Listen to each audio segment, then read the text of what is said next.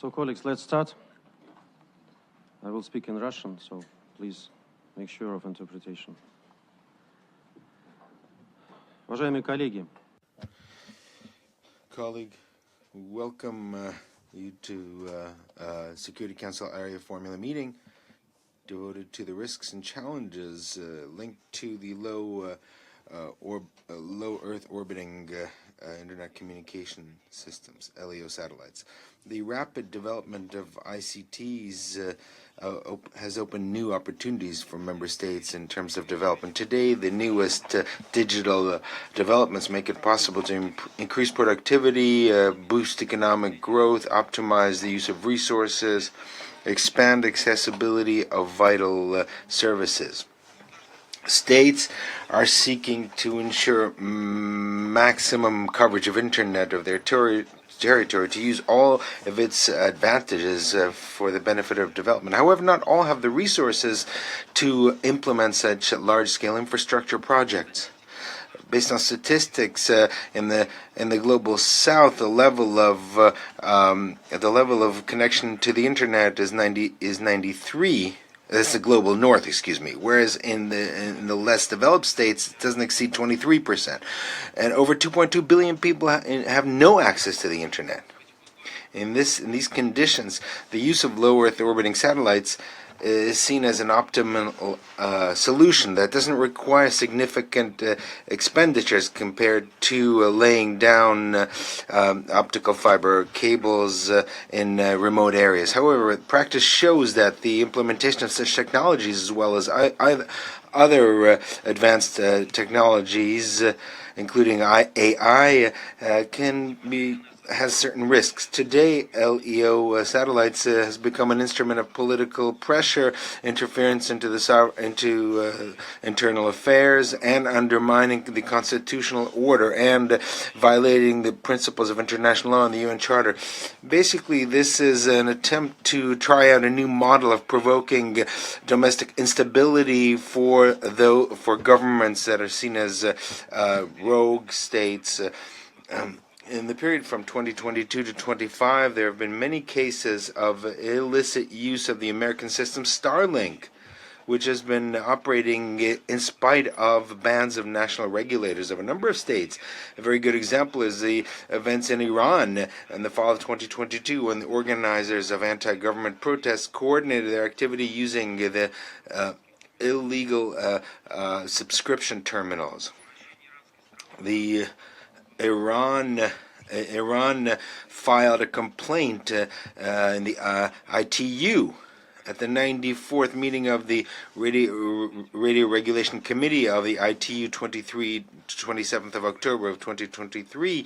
The import of subscription terminals of Starlink to Iran was confirmed as illegal. The administration of Norway and the United States, who confirmed the use of Starlink radio waves, recommended immediately blocking provision of the relevant technology to Iran.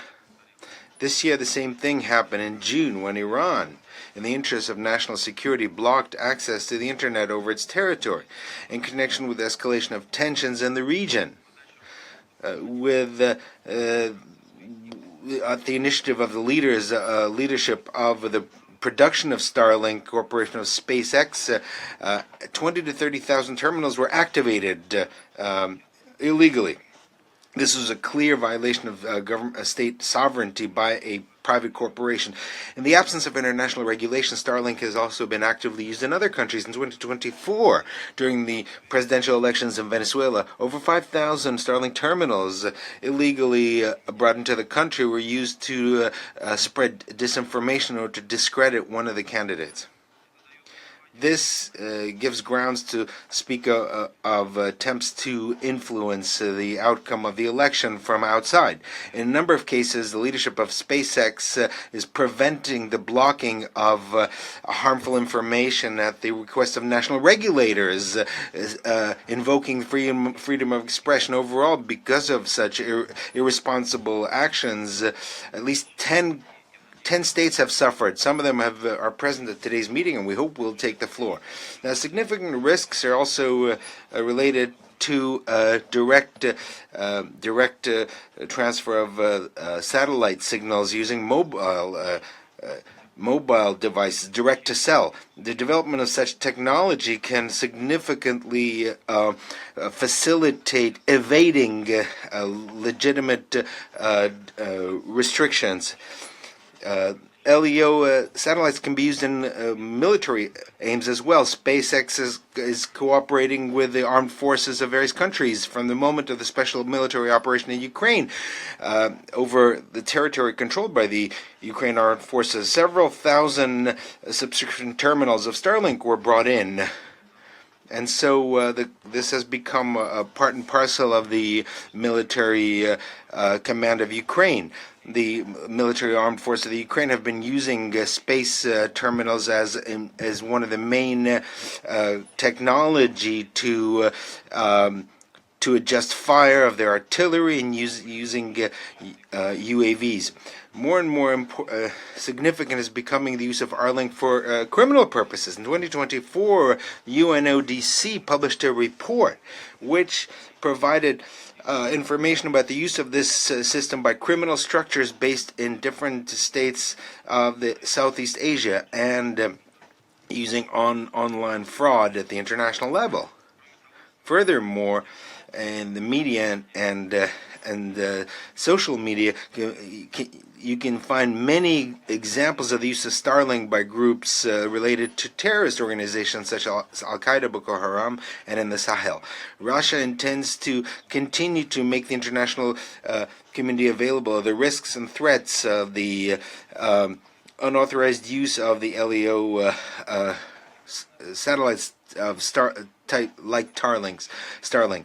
We have prepared a draft resolution for the GA called Space Science Technology for the Promotion of Peace, and it contains an appeal to coordinated action. The text focuses on the importance of inclusively peaceful development of outer space for the successful implementation of SDGs for the benefit of all states, as well as adhering to the norms and principles of international space law, the key element of which is the Space Agreement of 1967. Also, the draft includes language on the unacceptability of the illegitimate use of LEO satellites, including for military and technological aims. We hope for support for these efforts and other efforts from UN member states. Our goal is to develop at the international level a common understanding of the unacceptability of the illegitimate use of such technology, the importance of seeking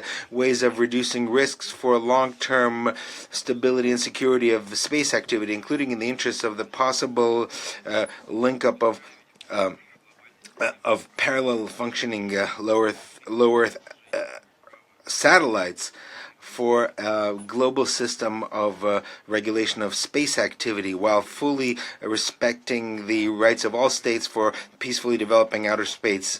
We are ready to cooperate within the General Assembly as well as the UN Committee on Outer Space, and we're also ready to adopt regulatory measures in the ITU. For a more specific discussion on the risks and challenges related to such systems, we have invited experts who will make speeches. First of all, I want to give the floor to Alexei Borodin, General Director of the Regional Commonwealth in the area of communication, which brings together the communication administrations of CIS and Mongolia. He will tell us about the initiatives promoted by the Commonwealth in the area of regulating the technology we're discussing. You have the floor, sir.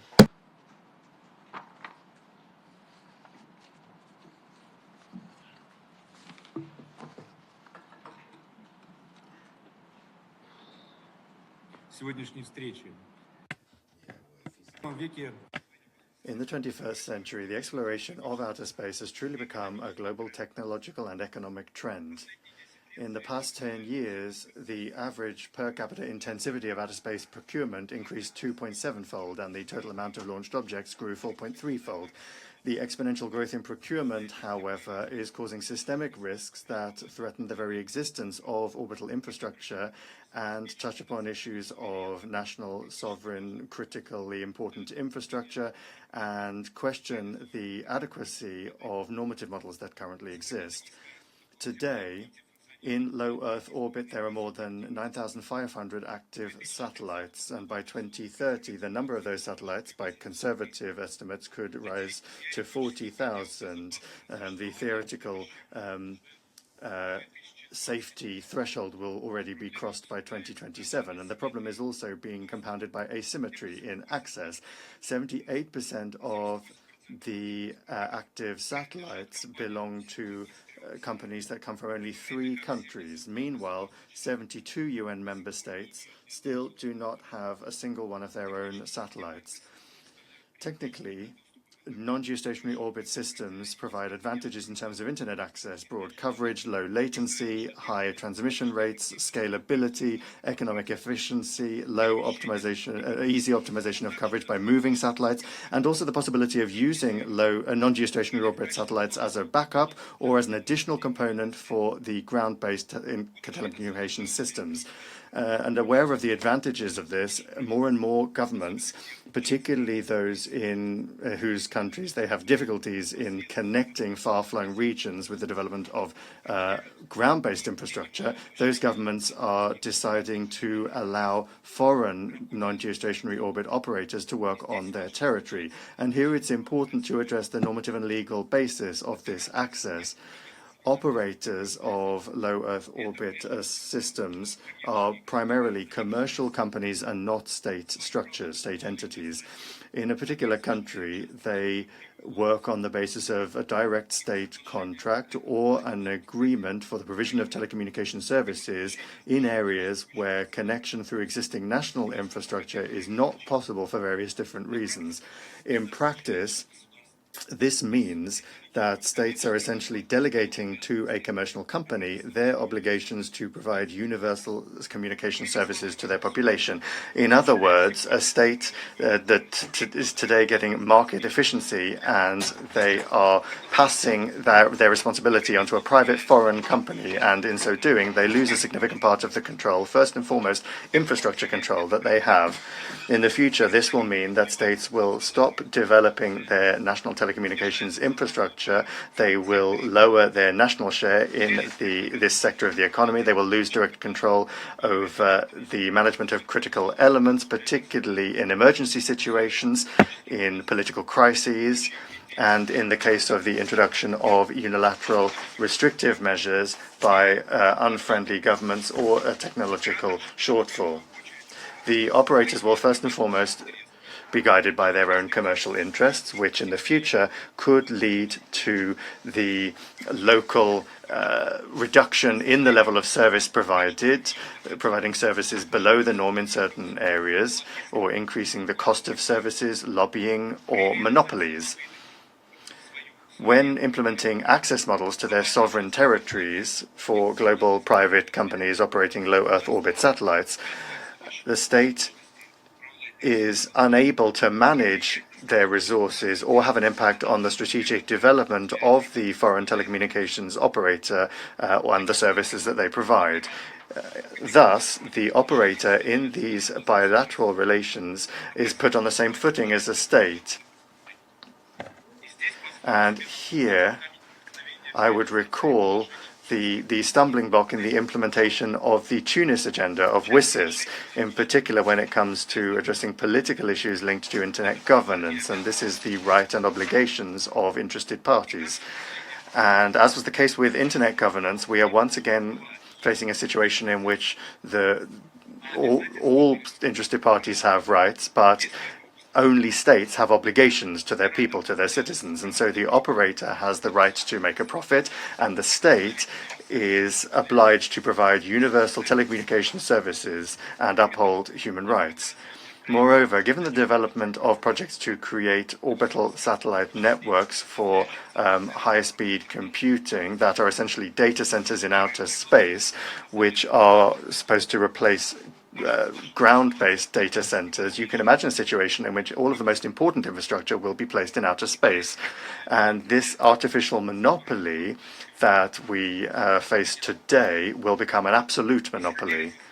And based on this, it seems appropriate to develop agreed approaches to develop national and regional low Earth orbit satellite systems, and also to determine common approaches to ensuring non-geostationary operators access to markets in states based on the principles of international, technical, and anti-monopoly regulation. What steps, then, can the international community take to ensure equal and non-discriminatory exploration and use of outer space? Firstly, the global international level. In this regard, we need to recall mechanisms that already exist, have existed for more than 50 years, and that have proven their effectiveness when it comes to forming international outer space telecommunications organizations. These are initiated by multi-state mechanisms, agreements.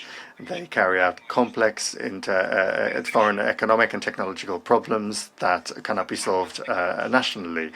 This is the case for the organizations such as Eutelsat, Inmarsat, and in our region, Intersputnik.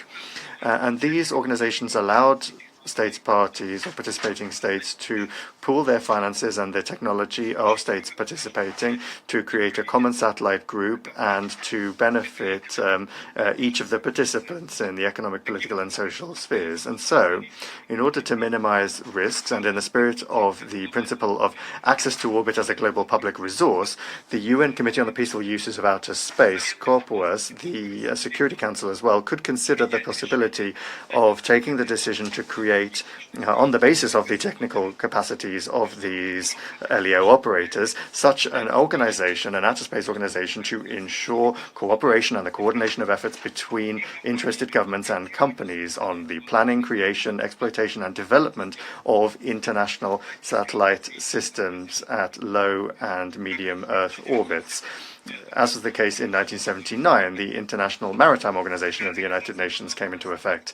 This organization could be based on an international organization, a governmental organization, and it would be able to do its operations in a cooperation with the member countries of the organization and other partners to implement projects, including projects to create national satellite communication systems. The development of common global approaches is also possible through the introduction of the relevant provisions into international treaties, the radio regulations, for example, which all UN member states are parties to, and which once every 4 years are revised at the World Radio Communications Conference organized by the International Telecommunications Union. Turning now to the regional level of regulation, we must also look at the possibility of states within the framework of the Charter and Convention of the ITU, because regional radio communications conferences could be convened as well. So that is to say that some UN member countries could convene a regional radio communications conference to adopt common approaches and requirements relating to the development of LEO systems in a specific region. And the results of these conferences would be part of the global rules that are applied to that specific region. This was last the case when digital television broadcasting was introduced. In our region, states also face an absence of national and regional commercial analogues and the risks of markets being monopolized by foreign operators, because the satellite groupings deployed in the region are primarily geostationary in nature. However, their capacity is not able to meet growing needs for broadband internet access, particularly in far-flung and difficult-to-access areas. The aim of cooperation in the region today is to develop interstate documents, recommendations, reports, agreements, and so on. And these could cover issues such as the formation of anti-monopoly and non-discriminatory conditions to support national operators and to determine the access of foreign systems to the country's markets and the region's markets given national interests, also establishing fair tax regimes, establishing technical and economic parameters for the provision of services, in particular tariffs setting and border crossing issues in the provision of services, and the development of direct-to-mobile technologies. They could also be used to determine the conditions for ensuring network safety. An important component of this discussion is supporting the development of regional ground-based transit telecoms and the construction of data centers. Turning now to the national level, it's important here to note that there is very limited capacity by governments due to the lack of common agreed rules at the global, international, and regional levels. However, one of the possible national regulations in the area of LEO operator services that could be done, apart from the ones that I've already mentioned, could be technical certifications, such as things such as terminals and smartphones that are imported into the country, and also requirements for their technical operations within the country's territory. That is to say that the governments could negotiate with major manufacturers of smartphones so that they would be produced strictly in accordance with the rules in the country, and also that the software be in line with requirements, ruling out any grey application or uses. Thank you for your attention. I'm ready to answer any questions. On behalf of the RCEC, I'll provide support to the discussions to the ITU Secretary General for that to subsequently be presented to the Council and the Plenipotentiary Conference in 2026 to subsequently implement resolutions 135, 136, 186, 203, 218, and 219 of the Conference of Plenipotentiaries. Thank you.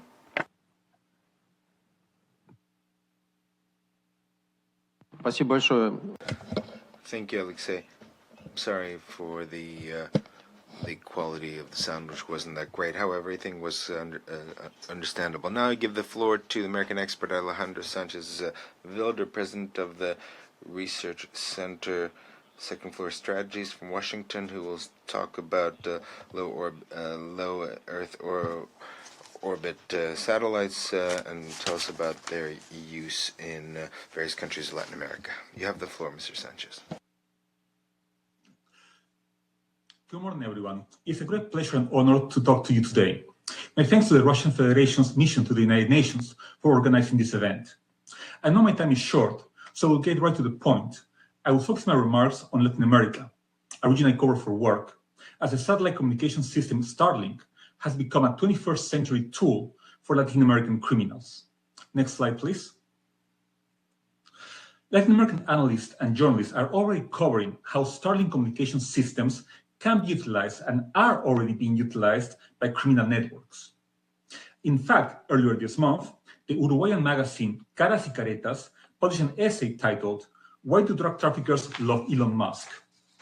The essay explains that Musk's Starlink system, and I quote, makes it easier for large drug trafficking organizations to connect to the internet in remote locations and modernize their methods for shipping drugs, end quote.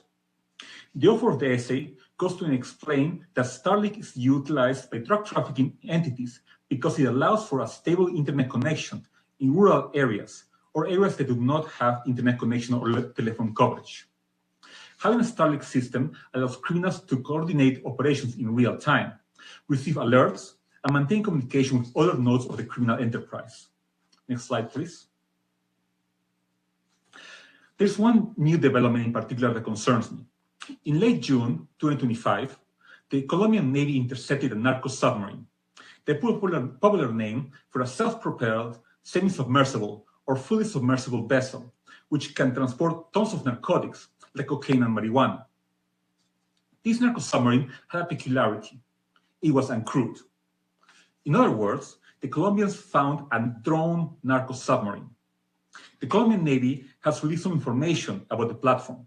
The drone narco submarine can transport up to 1.5 tons of cocaine with an estimated range of 800 miles. The platform was located empty in Tayrona National Park in Colombia's Caribbean waters. The drone narco submarine was equipped with two antennas, one external and another one located on the upper deck with fiberglass protection, and a Starlink sat communication system. According to media reports, the vessel had also had two cameras to provide real-time imagery to the operator. The drone narco sub was the property of the Gulf Clan, or Clan del Golfo, according to the Colombian Navy. The service explained that the drone narco submarine demonstrates, and I quote, that drug trafficking organizations are migrating toward more sophisticated and difficult to detect means of transportation, end quote. It is unclear if other Central American and South American drug cartels will want to invest in drone narco submarines, controlled via Starlink or other similar systems, but that is a worst-case scenario to keep in mind. Not having a crew allows for more space for cargo. Moreover, if the drone narco sub is intercepted, the cartel operating it does not have to worry about the crew providing sensitive information when they are interrogated by authorities. Next slide. Here you can see another photo of the drone narco submarine, and you can more clearly see the Starlink antenna that was used to control this vessel. Next slide, please. Now, I will briefly list some other recent cases of Starlink systems being utilized by criminals. In late August 2024, Panama's border security agency, Senafront, carried out a raid against a camp of undocumented migrants as part of Operation Arcángel Miguel. The raid took place in the Darien Gap, which connects Panama and Colombia. According to the Panamanian agency, Panamanian authorities, the Clan del Golfo of Colombia operated this human smuggling operation. At the camp, authorities found, and I quote, 7 Starlink antenna systems, technology that is presumed to have been used to facilitate illicit activities in the region, end quote. Next slide, please. Meanwhile, illegal gold miners in Brazil, locally called the garimperos, are using Starlink to communicate with each other. There is a similar situation in Peru, as illegal gold miners use Starlink systems in the Nanay River in the Amazon. Next slide, please. Moreover, earlier this year, in March, the Chilean Carabineros, a law enforcement agency, cracked down on a gang of smugglers from Bolivia. According to media reports, the criminals used smartphones and Starlink systems to smuggle cigarettes across the Ito Cajon Pass in Chile's Antofagasta region between the two countries. The 6 members of the gang all carried out their operation in 2 vehicles. One vehicle transported cigarettes, and the occupants of the other vehicle used radios, binoculars, and Starlink systems to communicate with each other and guide themselves through the isolated desert border region. Next slide, please. Even prisons, designed to keep criminals as isolated from the rest of the world, are not able to stop the smuggling of communication technologies like smartphones and Starlink.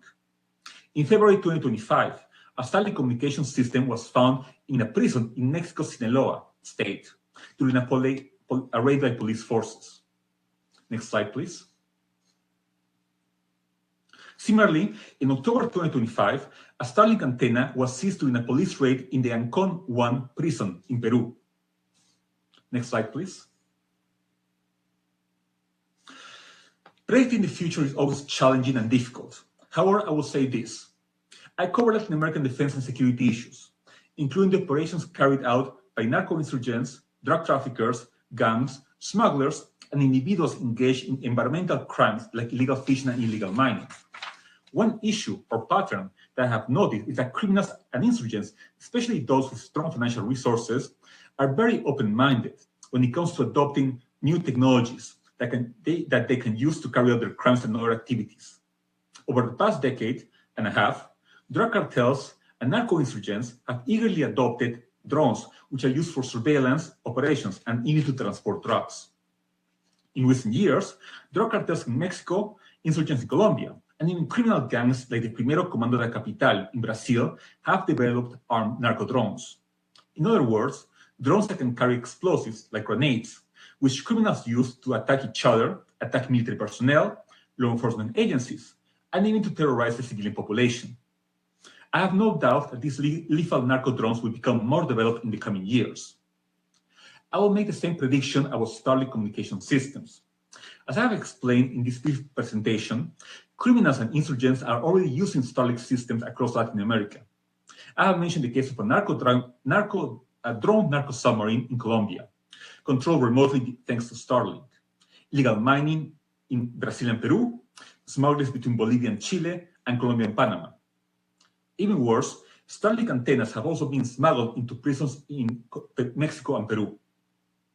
Looking to the future, as the price of Starlink antennas decreases, as Starlink technology is more accessible and easier to use, and as new Starlink systems become smaller and even more portable, Latin American drug cartels, narco-insurgents, illegal miners, and other criminals will continue to be eager users of these new and powerful communication systems. Next slide, please. I will conclude my presentation by showing you two final images, published by the Colombian Army in December 6th, after the 6th Division carried out an operation against the Rodrigo Karate faction of the FARC insurgent movement. First, you can see on your screen the light weapons that were seized during the operations. Next slide, please. But the Colombian soldiers also seized a huge cache of technology. You can see on your screens 2 laptops, 3 smartphones, several USB sticks, and even one commercially available drone. This is all modern technology that can be easily transported and utilized in the Colombian jungle to help drug traffickers and insurgents. I will conclude by repeating myself. I have no doubt that in the coming years, similar military and police raids will result in more photos like this one, but with Starlink communication systems also in the frame. Next slide, please. Thank you very much for your time and the opportunity to talk to you today.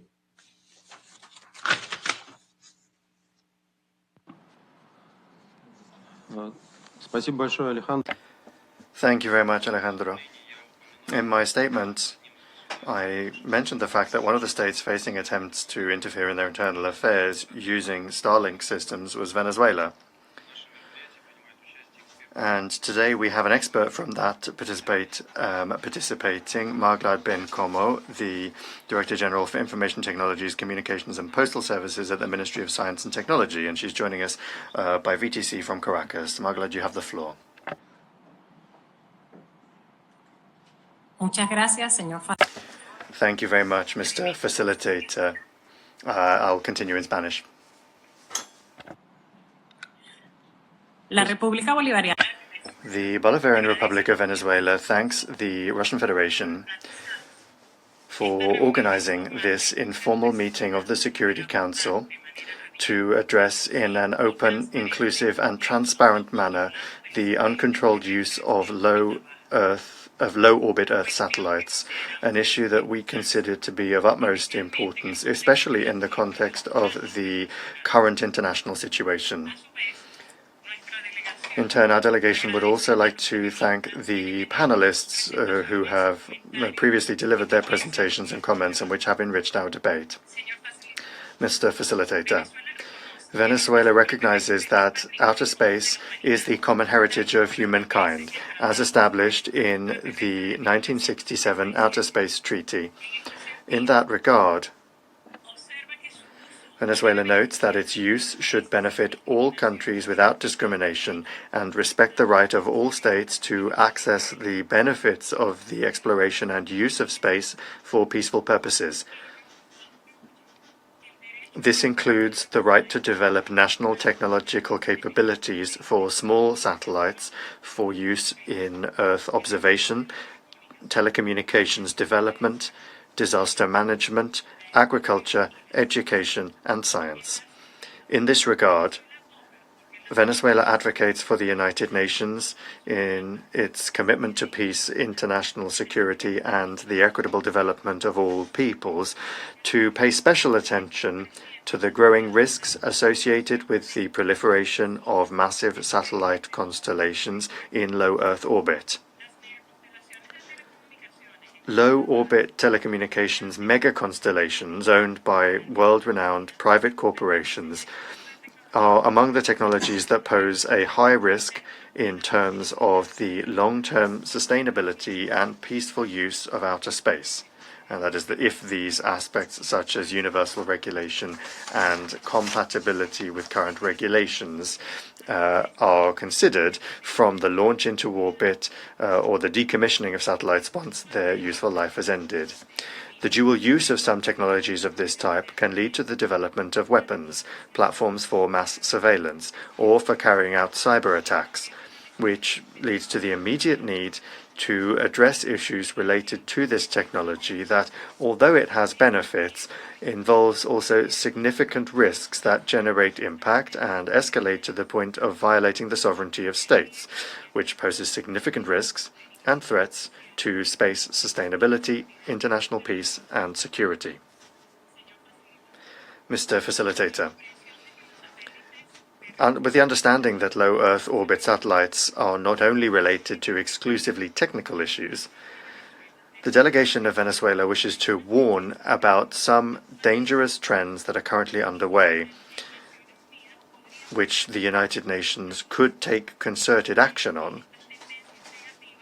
And these negative trends are the following.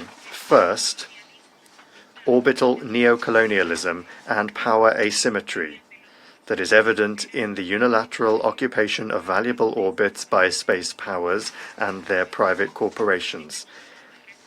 This behavior reproduces in space the dynamics of domination that we have fought against on Earth. The aim is to create a first-come, first-served right that marginalizes emerging states, effectively reducing the sovereign right to access and to use space, as enshrined in the 1967 treaty. This is a situation that seeks to consolidate an exclusionary and hegemonic space power architecture. Secondly, there is concern about the growing deployment of unlicensed services, with equipment entering any state irregularly and landing signals from mega constellations without a license granted by telecommunications regulatory bodies. And that is in addition to violating national legislation. It also poses political, economic, and security risks for states and between them. An example of how these technologies can be used, among other things, to interfere in national electoral processes took place in Venezuela in 2024, as we explained in detail during the side event that took place on the 13th of October 2025 on the margins of the work of the First Committee of the General Assembly in relation to this same issue. A third issue is technological dependence and forced strategic vulnerability that results from saturating the radio spectrum and orbits, as these constellations perniciously seek to become the only viable providers of global connectivity services. This phenomenon of concentration and monopolization leaves states with a strategic dependence on infrastructure controlled from abroad, whose data flows can be monitored, interfered with, or cut off at the behest of outside interests, which poses threats to states' digital autonomy and information security. Fourth, it is necessary to refer to the loss of autonomy in crisis management that these processes are generating, and that, in situations of natural disasters or national emergencies, the prioritization of traffic from these constellations is not subject to national authority, leaving a state's sovereign response capacity contingent upon the protocols and permissions of a foreign corporation, which, in addition to deepening crises, is unacceptable and incompatible with the principle of national sovereignty. Fifth, it should be noted that the application of illegal unilateral coercive measures affects space development in different areas, and as a result, it also affects access to space. Such is the case with the UCMs that have been applied to the Bolivarian Republic of Venezuela, and which, in the field of space development, do not favor regional and international cooperation, since even when there may be an intention to establish relations and develop joint projects, other countries are careful not to be subject to any measures that could harm them. Unilateral coercive measures make it difficult to acquire spare parts, mechanisms, and supplies for the preventive and corrective maintenance of terrestrial control systems and satellite applications, as well as equipment and supplies for the development of technological projects. In addition to these negative trends resulting from the effects of low-orbit mega-constellations, there are others, such as congestion and collision risks, astronomical interference, and light pollution, and asymmetry in access and opportunities that threaten long-term space sustainability. Mr. Facilitator, bearing in mind these negative trends, the delegation of Venezuela considers it necessary for the United Nations to recognize that under current conditions, mega-constellations represent a tangible threat to the security and sovereignty of non-operating states, violating the spirit of Article 1 of the Outer Space Treaty, which prohibits their national appropriation. And in this regard, it should work towards the adoption of internationally agreed principles that allow for their regulation and that, among other matters, would contemplate a binding international regulatory framework that includes a mandatory assessment of the impact on national security of the affected states, an international regime of mandatory transparency and consultation. This would ensure that no constellation that systematically flies over the territory of a state may be deployed without prior notification, a security impact assessment, and the express consent of the overflown state for certain frequency bands and orbits. The urgent reservation of a percentage of orbital and spectral resources, here we are referring to orbits, slots, and frequencies, for the future and exclusive use of developing countries, preventing their monopolization by the first actors. Mr. Facilitator, in conclusion, while the Bolivarian Republic of Venezuela is willing to offer its best contribution in these matters, it reaffirms that it will not be a passive spectator to the colonization of low orbits, and considers that allowing private entities or a few states to decide the future of the common space environment unilaterally is a recipe for conflict and injustice. Space must be a domain of cooperation, not of coercion, of shared sovereignty and not private domination. That is why these issues must be addressed from a perspective of international governance and cooperation that guarantees the security, guarantees territorial integrity, sovereignty, and international peace. Thank you very much, Mr. Facilitator. Спасибо, Маргла. А сейчас я приглашаю... Thank you. Now, I'd like to invite Chairman of the Study Group 4, the Radio Communication Sector, International Telecommunication Union, expert of the National Research Center for Telecommunication in Moscow, to take the floor, who will speak of certain aspects of low Earth orbital system. Thank you, Mr. Chairman, distinguished chair, participants. There are over around 9,400 active Starlink satellites out of 10,839 overall that have been launched to date. And over 3,000 were just launched this year. So we're seeing a rapid increase of projects to create low Earth orbital groups by various countries. It is expected that the number of active satellites in orbit will increase up to 48,000 by 2032, which corresponds to an annual rate of growth of 17.6%. A clear indicator of interest in these systems is the process of the registration of such systems in the ITU by different countries over the past 10 years. The number of declared LEO systems in the ITU over the past 10 years has increased almost by a factor of 4 over the past year. the past year has shown the value of the spectrum, especially the spectrum allocated to mobile satellite service, which can be used for the provision of D2D services. The SpaceX company concluded a very significant agreement with EchoStar to the tune of $17 billion. The Spectre, which was purchased by Elon Musk, makes it possible to conduct direct communication with the satellites and smartphones without any kind of land-based infrastructure. And a private company can provide global telecommunications services, bypassing national networks, government oversight, geographical borders, and without the need for any kind of intergovernmental agreements. Purchase by SpaceX EchoStar bandwidth is linked not to market competition, but rather is linked to the creation of the market itself. By having exclusive rights over the spectrum for direct telephone communication, SpaceX can dictate conditions for the producers of devices, to telecommunication companies, and ultimately to governments. The national licensing, in essence, has become irrelevant. For governments, these changes will have very significant consequences.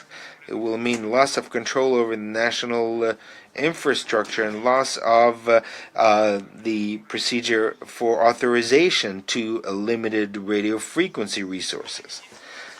Since the time of the printing press and the telegraph, governments have controlled communication on their territories. They licensed operators, they controlled networks and regulated the content through physical systems which transfer information. SpaceX has completely overturned this model. When people can communicate using networks that are working outside the jurisdiction of governments, traditional instruments of regulation become obsolete.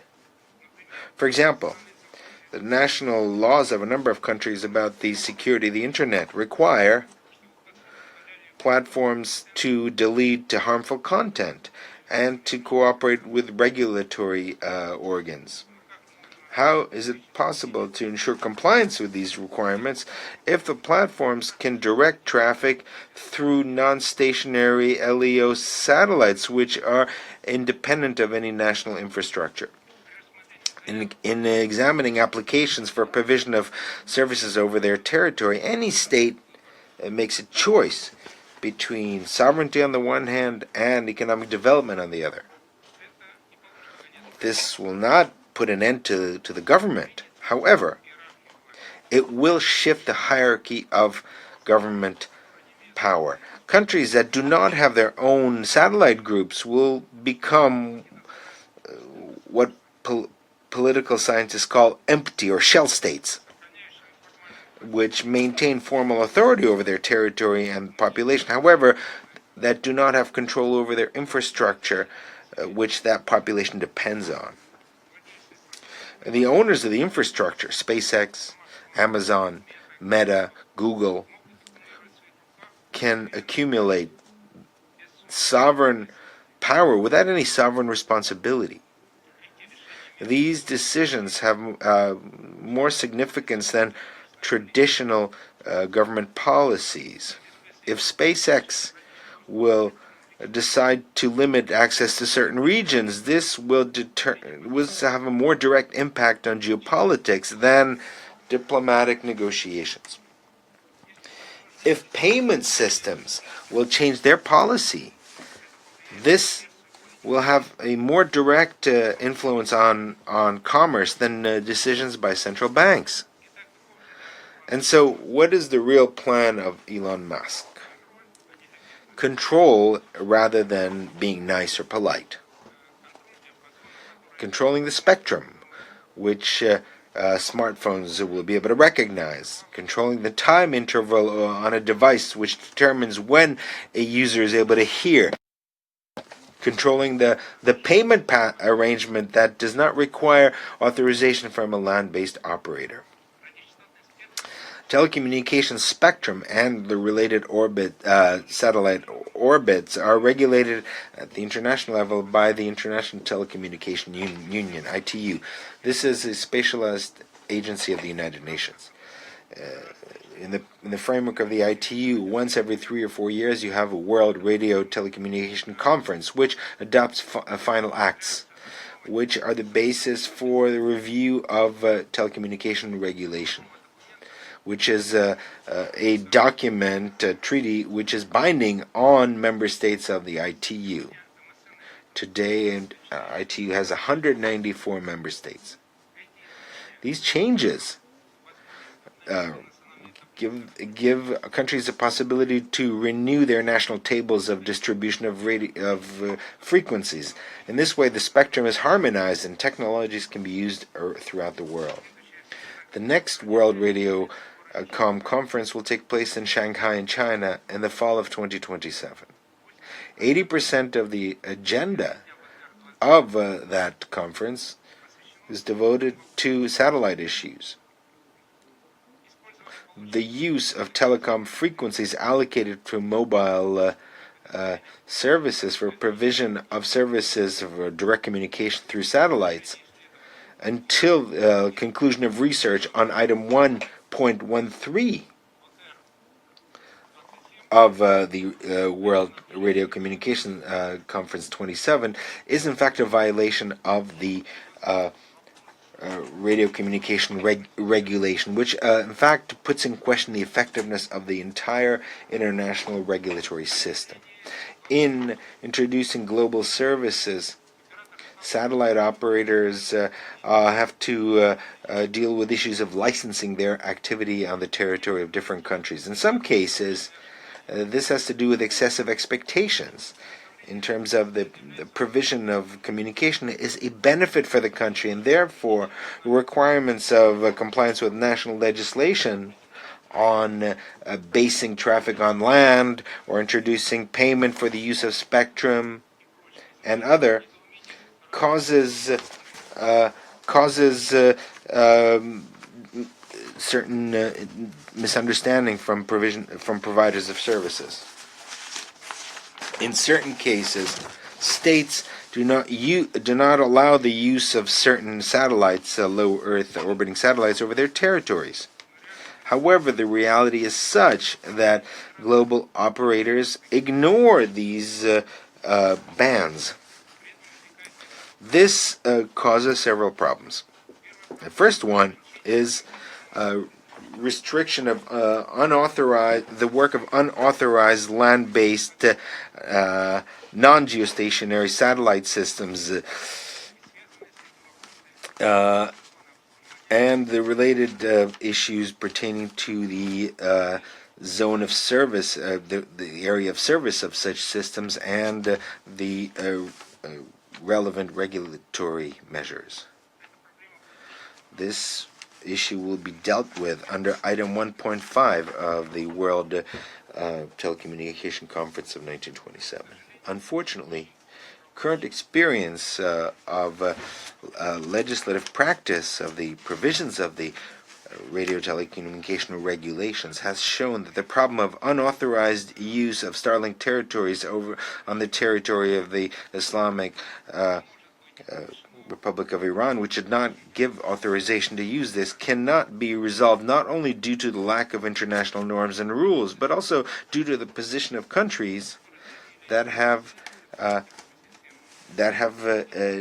registered this system to the ITU, and also a country that in fact regulates the satellite operator Starlink. Currently, Starlink has been declared in 4 states: Norway, Tonga, Germany, and the United States.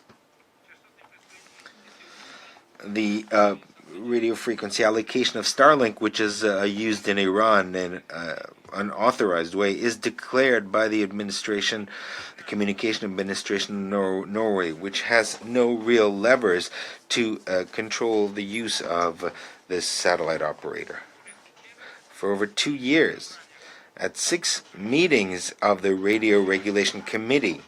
This topic was examined very carefully, and there was an appeal to the Communication Administration of Norway and the United States to stop such practice which violates the sovereign rights of the Islamic Republic of Iran. So a second problem arises related to the need to enhance the role of the administration that makes a declaration and member states of the ITU.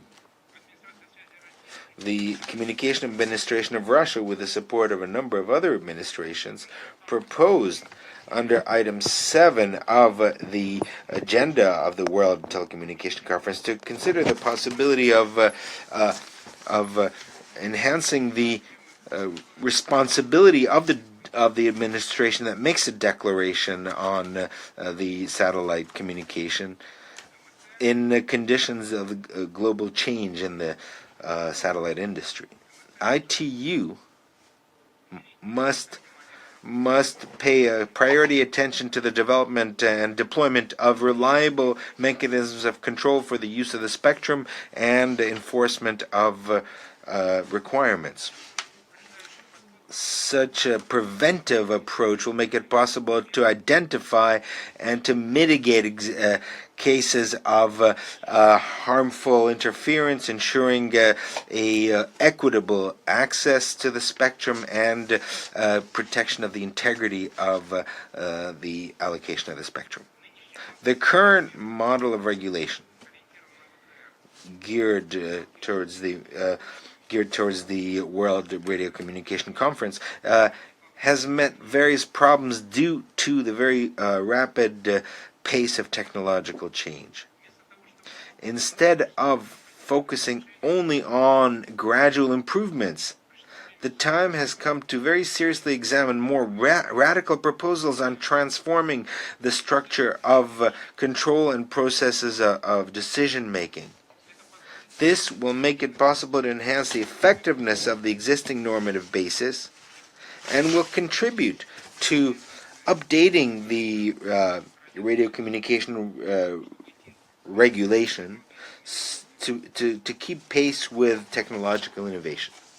Thank you very much. Спасибо, Виктор. Thank you, Victor.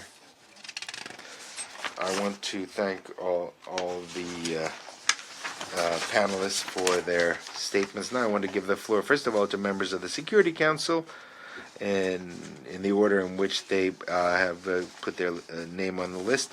The first on my list is Slovenia.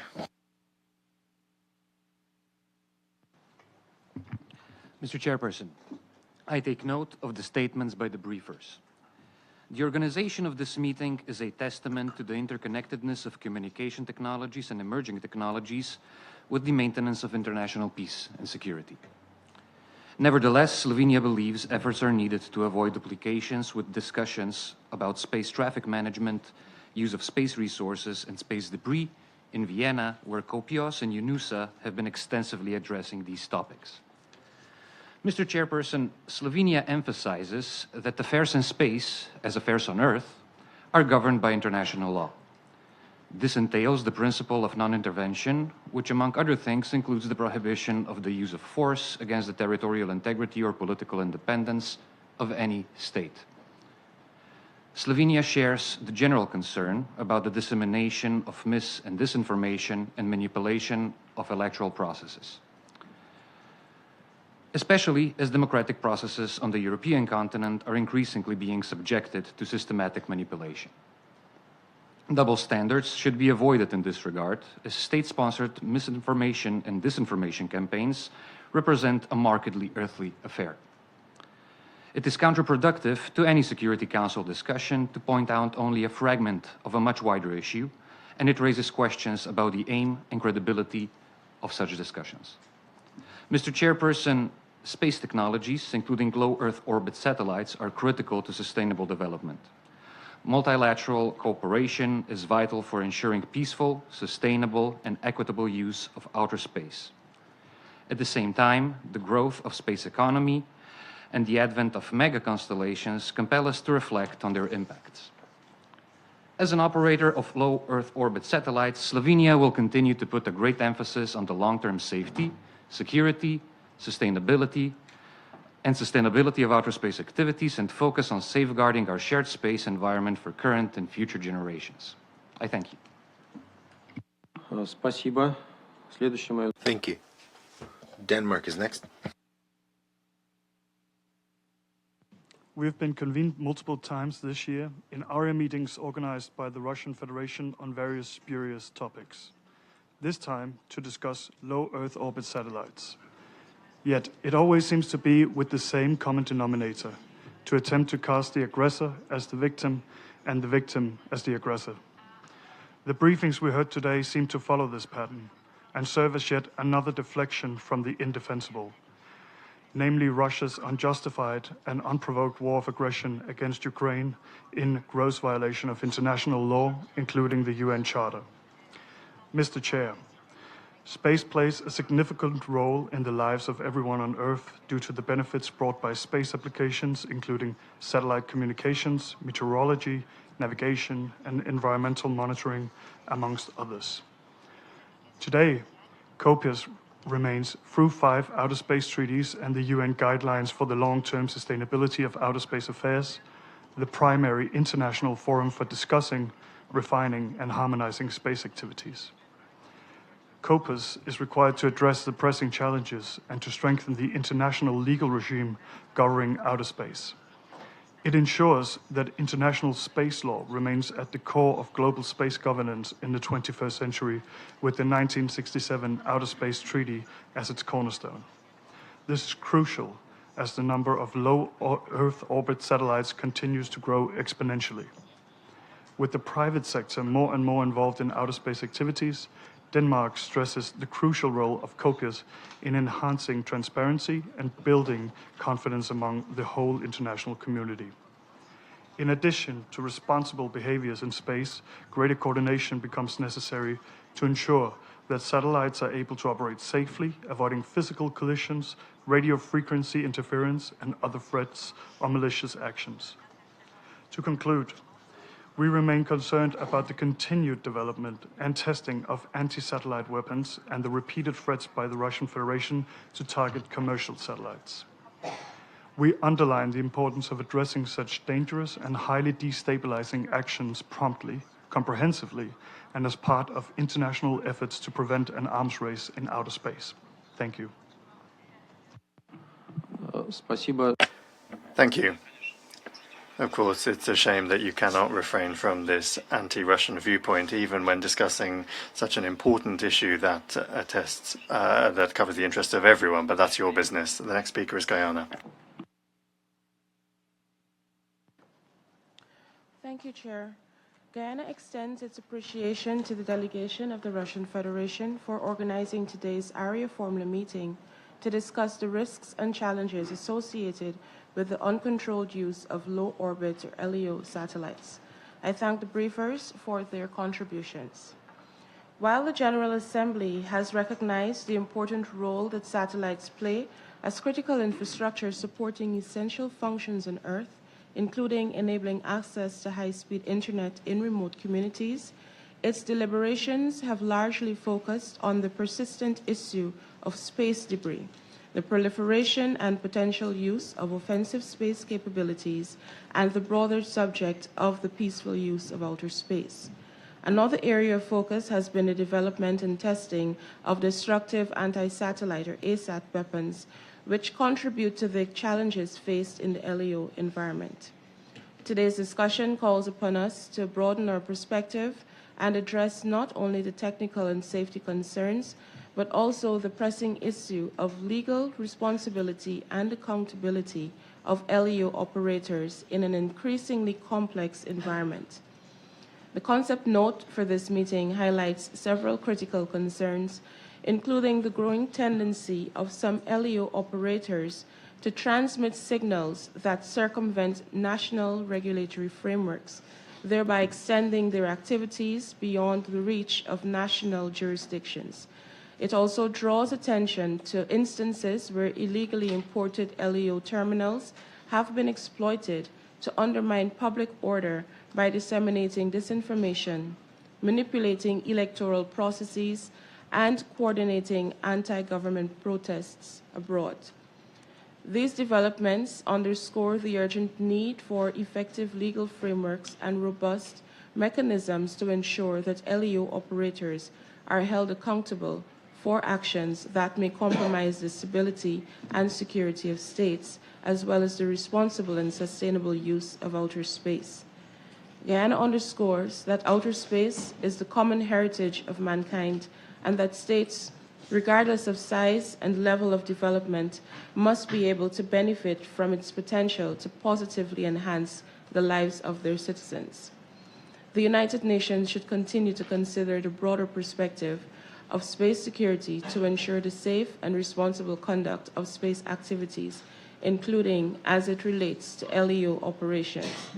Unfortunately, most states have not been able to keep up with the accelerating pace of commercial and military expansion of activity in space, putting governments perpetually on the back foot. We must therefore use multilateral instruments at our disposal to update regulatory frameworks and promote international, regional, and interregional cooperation to that end.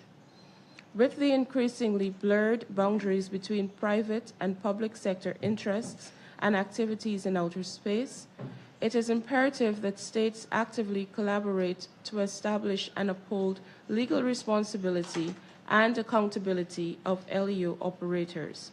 The convergence of commercial, military, and political pursuits in outer space has introduced complex challenges that require joint efforts among states to create effective legal frameworks that can adapt to the evolving landscape of LEO operations while maintaining the necessary balance between innovation and interference. We have noted that the World Radio Communication Conference in 2027 is expected to address some of these challenges, including regulatory gaps, and welcome the initiative to ensure more international coordination. Today's Arria-Formula meeting is an important step in raising awareness about this complicated issue. Through continued engagement and collective action, we can ensure that the risks and challenges posed by uncontrolled LEO activities are properly managed and that accountability remains at the forefront of future discussions and policy development. I thank you. Спасибо большое. Thank you very much. The representative of the Republic of Korea has the floor.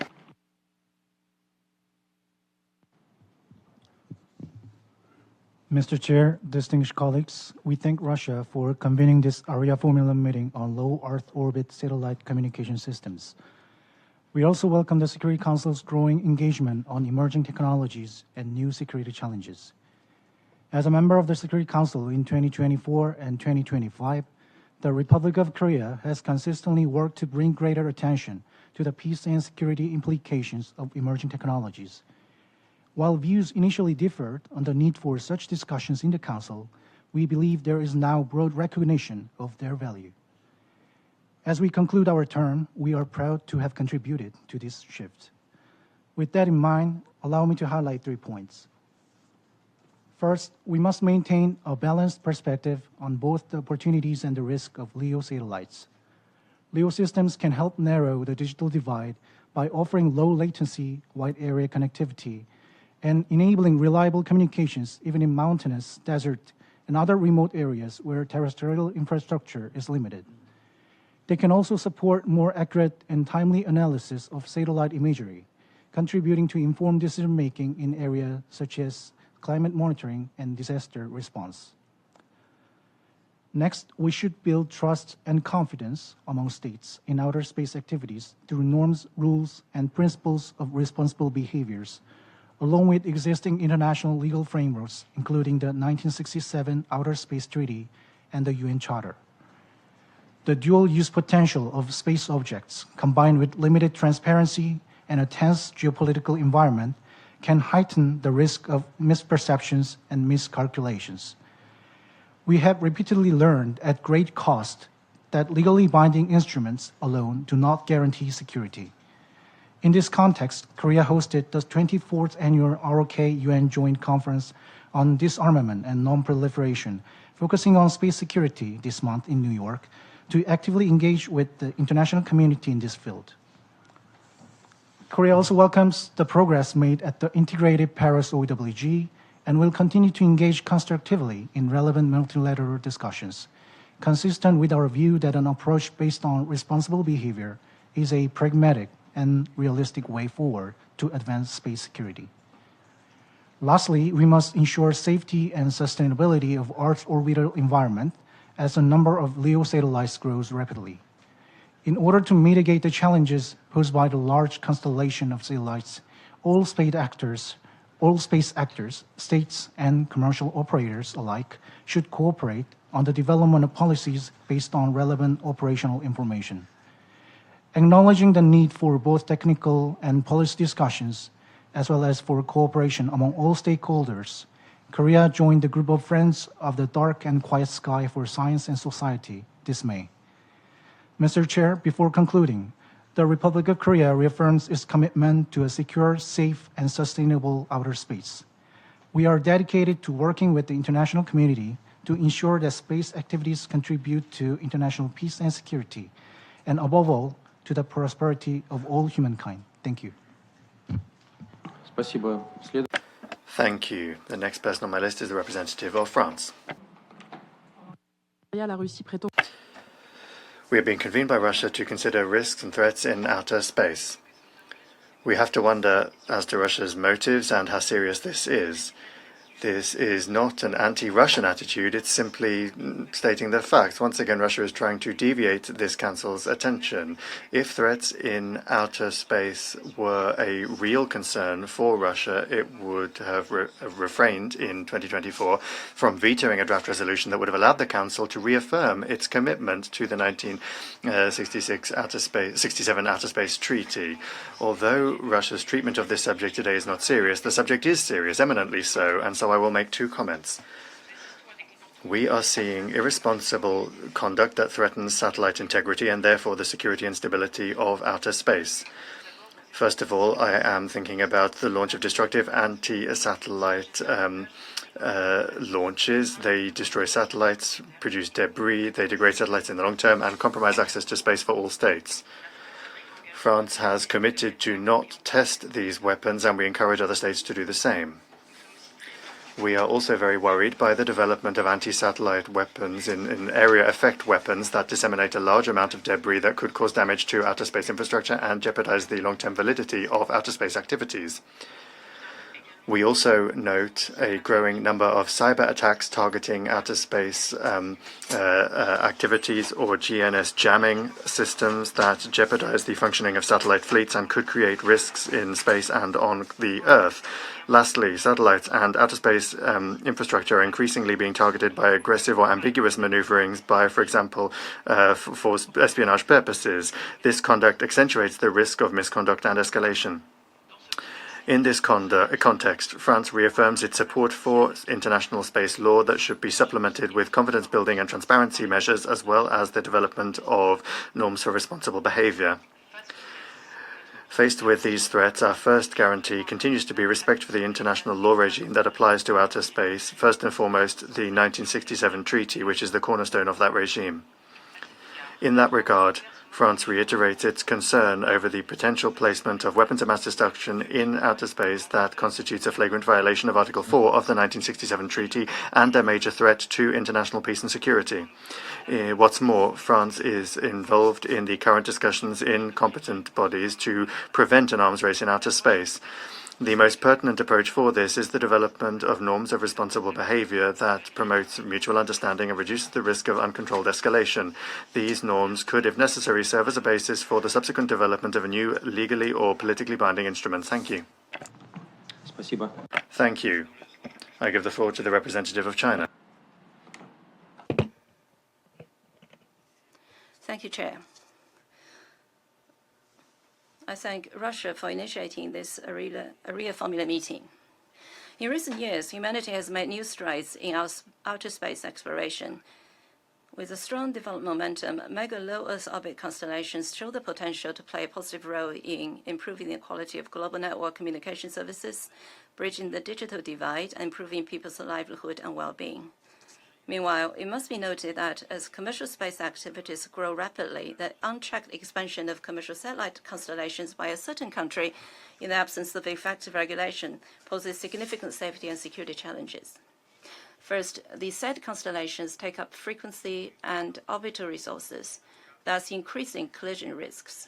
Starlink, for example, with over 10,000 satellites in orbit, gobbles up frequency and orbital resources, increasing the risk of spacecraft collisions and space debris. Starlink satellites twice came dangerously close to China's space station, forcing the station into emergency maneuvers to avoid collision, thus jeopardizing the safety and security of Chinese astronauts. Recently, a Starlink satellite disintegrated into over 100 pieces of debris. These problems undoubtedly pose immense risks to spacecrafts from developing countries lacking capabilities for orbit control, space situation awareness, and timely response. Second, their expanding military applications intensify the risk of an outer space arms race. A certain country extensively utilizes commercial space entities to provide military reconnaissance, battlefield communications, and other services, even directly intervene in armed conflicts of other countries. This blurs the military-civilian boundary in outer space and creates accountability predicament, and challenges the Outer Space Treaty and the law of state responsibility.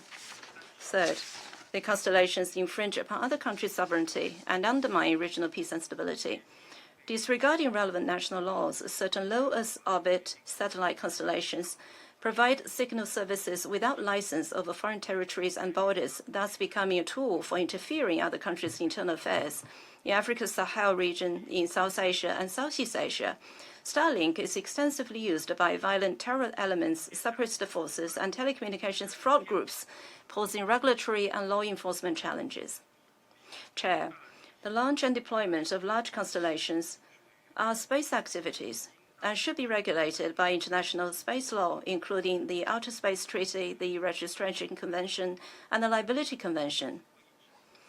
They must comply with relevant international legal rules on peaceful use, registration of space objects, state responsibility, and equitable access. Under the Outer Space Treaty, Member States bear international responsibility for the space activities of their non-governmental entities and are responsible to ensure such activities comply with the treaty. This means that relevant country bears jurisdictional responsibility for dangerous tendencies of commercial space activities that impede other nations' peaceful use of outer space or fuel an arms race in space. Should a country fail to regulate or supervise its commercial space enterprises, or even direct those entities to use satellite internet services to engage in illegal activities such as intervening in other countries' armed conflicts or interfering in its internal affairs, that country must and should also bear responsibility.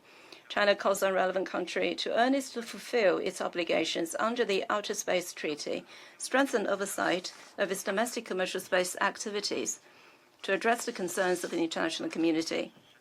China also supports the UN in acting as the main channel to actively consider interpreting existing legal provisions and developing relevant codes of conduct to effectively resolve myriad problems arising from the abuse of LEO satellite constellations, thereby safeguarding the rights of all countries to use and explore outer space on an equal basis. Chair, outer space is a common domain of humanity. We have a shared responsibility to ensure that development of space technology truly serves the well-being of humanity. As a responsible major country, China has always championed peaceful use of outer space and the maintenance of outer space security. We have always upheld the international order in outer space based on international space law, fulfilled our obligations under international treaties on outer space in good faith, and actively promoted the development of the rule of law in outer space. Going forward, China stands ready to work with all countries to advance international cooperation in the peaceful use of outer space, promote the improvement of global governance in outer space, jointly safeguard its lasting peace and security, and build a community with a shared future for humanity in outer space. I thank you. Спасибо. Следующий. Thank you. The next on my list is Greece.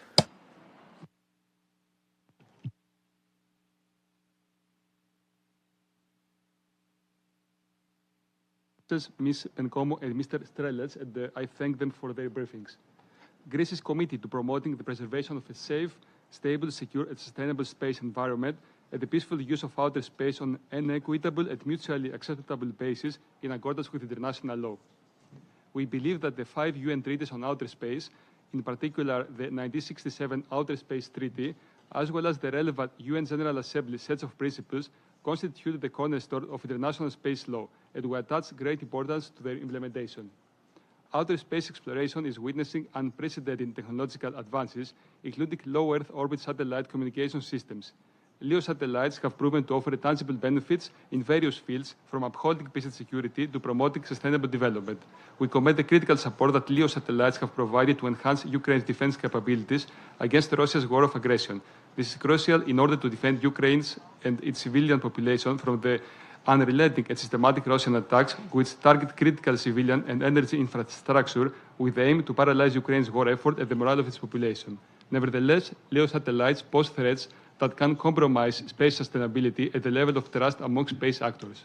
In this context, we recall that the Pact of the Future recognized the need for urgent action to ensure the safe and sustainable use of space for the benefit of all humankind. Mr. Chair, at this stage, allow me to highlight the following 5 points. First, Greece supports the functional approach concerning the definition of outer space. According to this approach, an area is considered outer space at any distance from the surface of the Earth, as long as it may be used by space objects. Therefore, Greece firmly believes that LEO operations are governed by international law, including international space law. Second, we support the establishment of a unified regulatory framework in accordance with international space law in order to address situations where LEO operators do not follow the national legislations. We're looking ahead towards the World Radio Communication Conference in 2027 in hope that it will offer a forum for determining global satellite spectrum policies. Third, we recognize the need to uphold the legitimate interest of states to be protected from illegal interference facilitated by LEO systems. Cybersecurity measures, such as encryption, secure authentication, and comprehensive supply chain risk management can be useful tools to this end. The European Union had been active on this field with its directives on cybersecurity and physical resilience on critical entities. Fourth, we are ready to examine proposals that can clarify the legal responsibility and accountability of LEO operators. We recently updated our relevant national legislation on the responsibility of satellite operators, and we stand ready to engage in this direction in the upcoming World Radio Communication Conference. Lastly, we are convinced that international space law offers a legal framework to address states' responsibility for the activities of LEO operators working within their jurisdiction. In particular, it holds states responsible for private space activities under their jurisdiction, meaning that a nation must authorize and supervise its private actors, and it remains liable for any damage caused. In concluding, Greece stands ready to continue discussing ways and means to reinforce space governance, including the specific issue of LEO satellites, in the interest of maintaining a sustainable outer space for the benefit of present and future generations. I thank you. Спасибо. Я, кстати... Thank you. By the way, I want to thank our Western participants who spoke earlier for confirming the destructive role of Starlink in the Ukrainian conflict. This is very important outcome of our Arria-Formula meeting. Thank you. Now, Algeria.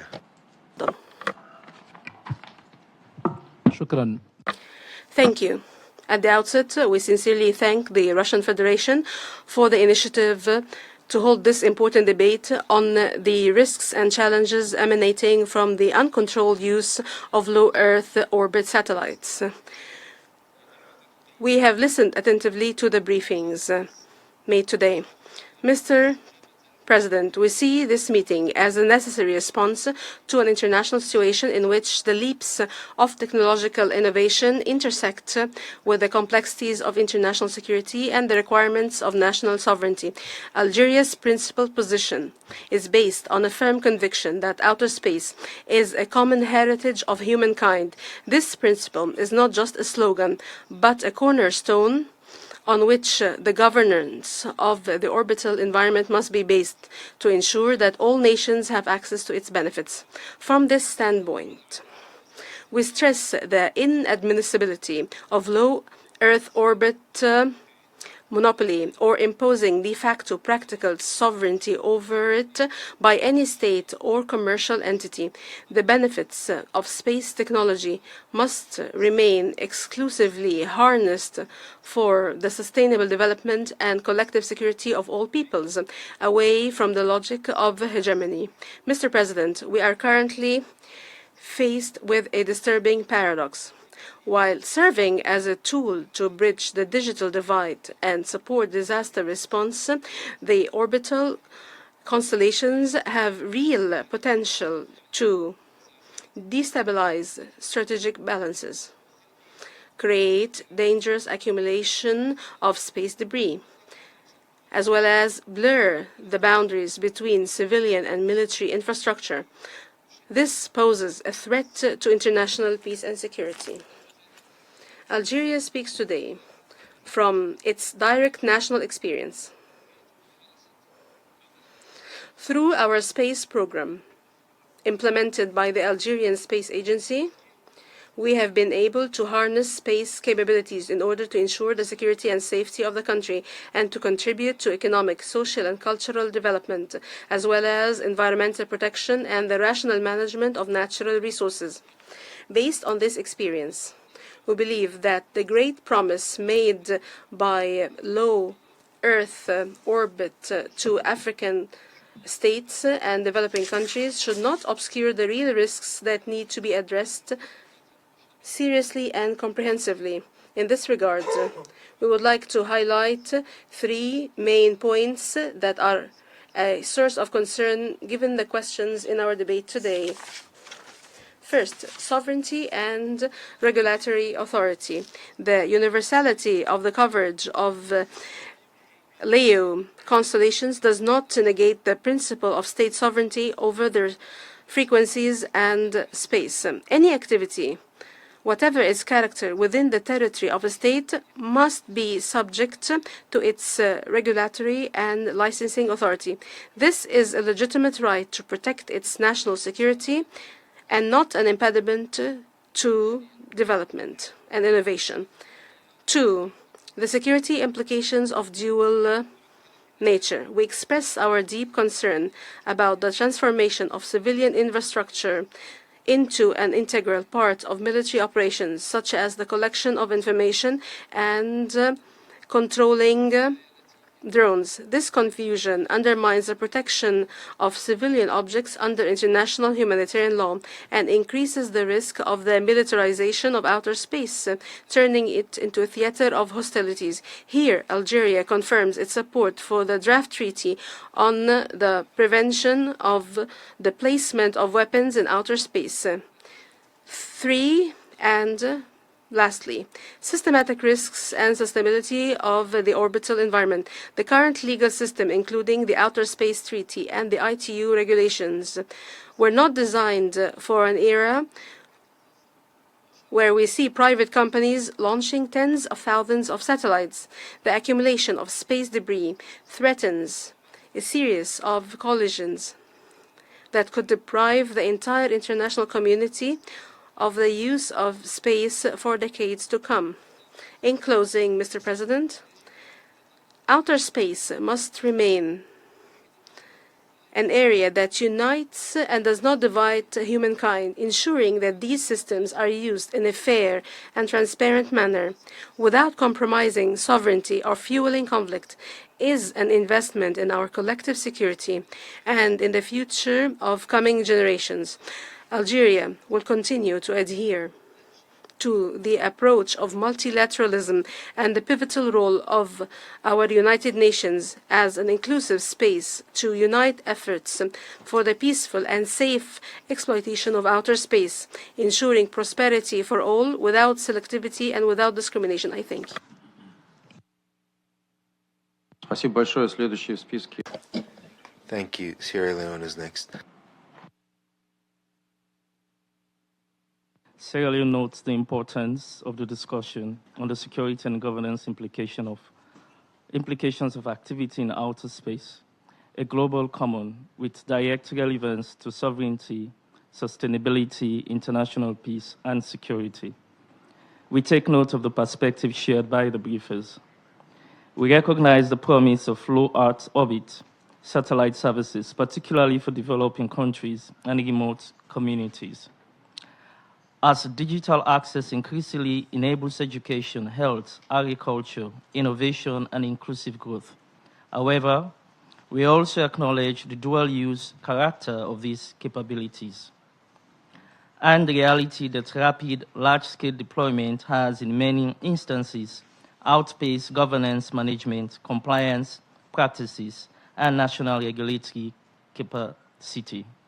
In recent years, LEO has become markedly more congested, with the number of active satellites rising sharply and projection indicating further significant growth by 2030. The International Telecommunication Union filings for satellite networks have also expanded substantially.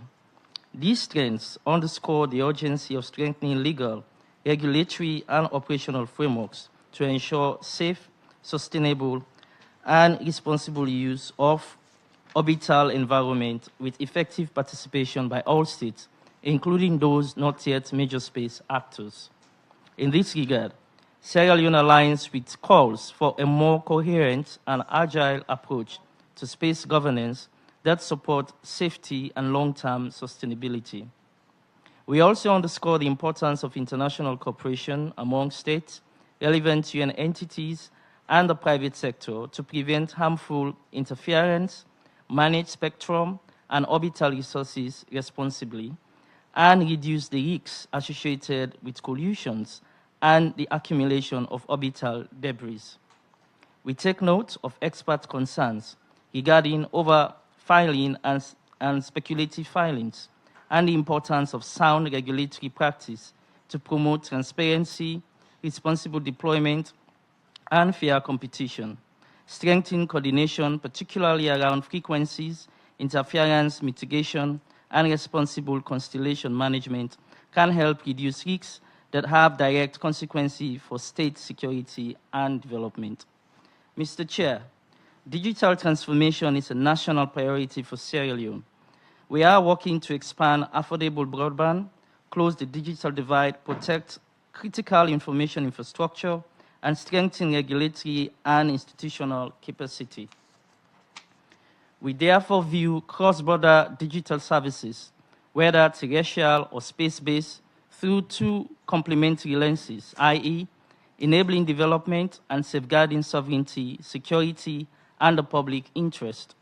LEO services can complement national connectivity strategies, but they must do so in a manner consistent with domestic law and applicable international obligations, including through appropriate authorization, oversight, and accountability. We take note of concerns that certain LEO operations may, in practice, bypass national regulators and weaken effective jurisdiction, including where user terminals are imported or used unlawfully. Allegations of misuse, such as disinformation, interference with electoral processes, or coordination of destabilizing activities require close attention, as they may implicate the principles of sovereignty and non-interference. Sierra Leone underscores that technology should never become an instrument that weakens constitutional order, inflames social divisions, or undermines trust in democratic institutions. Accordingly, international law provides a firm foundation for addressing associated challenges. Under the UN Charter, states must settle disputes peacefully, refrain from the threat or use of force, and respect sovereign equality under space law, including the Outer Space Treaty. Outer space shall be used for peaceful purposes and for the benefit in the interest of all countries. The principle of equity is central. The global commons cannot be governed by might or market dominance. It must be stewarded through rules, due regard, and inclusive participation, including for states seeking to develop their capabilities and to expand access for their populations. Sierra Leone aligns with Africa and regional perspective, emphasizing digital sovereignty, responsible innovation, and equitable access. The African Union's space and digital agenda reflect Africa's determination to ensure emerging technologies serve development, peace, and human security. ECOWAS continues to advance regional integration in digital policy, cybersecurity cooperation, and coordinated approaches to cross-border risks efforts that should be recognized and reinforced in global norm-setting processes. Against this backdrop, Sierra Leone supports a strengthening multilateral approach along 3 tracks. First, compliance and accountability. States should ensure robust authorization and continuing supervision of LEO operators under their jurisdiction. Second, transparency and sustainability. Improve information sharing, strengthen space, situational analysis cooperation, and reinforce debris mitigation and collusion avoidance practices. And third, equity and inclusion. To ensure access to spectrum and orbital resources remains fair, predictable, and development sensitivity, including for countries building their own capabilities. In closing, Sierra Leone encourages closer coordination among the ITU, relevant UN bodies, and regional organizations so that technical regulations, security concerns, and sovereign regulatory prerogatives are addressed coherently and consistently. I thank you. Thank you. The United States is next. Thank you, Chair.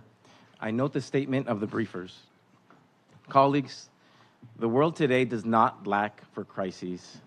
It's unfortunate, with so many pressing issues before us, that the Russian Federation has chosen to use another Arria-Formula meeting to distract attention from the core issues of peace and security, including Moscow's decision to continue the Russia-Ukraine war. A discussion of communication satellites is better suited for other fora, not the UN Security Council. For the Council to be effective, it should focus on the urgent threats to international peace and security, not least the ongoing war between Russia and Ukraine. When it comes to outer space policy, Russia should focus on ensuring its own activities meet its obligations under the Outer Space Treaty. Russia's plans to place a nuclear weapon in orbit as an anti-satellite capability would harm all countries' national security, as well as commercial satellites and infrastructure. When it comes to international peace and security, Russia should focus on ending its war with Ukraine, rather than attempting to use meetings like this as a distraction. We continue to urge Russia to negotiate a lasting peace in good faith and accept an immediate and comprehensive ceasefire. If Russia objects to Ukraine's use of satellite communications to coordinate military operations in its self-defense against Russia's invading forces and guide UAVs against military targets in Russia, then Russia should simply end the war. Russia can do so anytime it chooses by agreeing to a ceasefire, as Ukraine has already demonstrated it is ready to do, and entering direct negotiations on a lasting end to the war. As to the issues Russia has raised today, the United States emphasizes that commercial satellites, including large satellite constellations, provide critical benefits, including disaster preparedness and recovery, search and rescue capabilities, and reliable communications for communities with limited alternative means of internet access. The United States has consistently maintained that activities of commercial entities under the authorization and continuing supervision of states parties to the Outer Space Treaty are to be carried out in conformity with the provisions thereof. Thank you. Thank you. Your statement is definitely approved by the State Department. The impression is your watch is about a year late. By the way, if you really want to help us end the war with Ukraine, as you said, then stopping the destructive activities by Starlink would really help a lot. Please put that on record. Thank you. The next is the United Kingdom. Thank you, Chair. The rapid growth of low Earth orbit systems offers major opportunities, such as improved global connectivity, but also real risks, like orbital crowding. This trend is not confined to any one country or region. Rather, it is global, with operators worldwide planning large-scale constellations. It therefore demands a global conversation.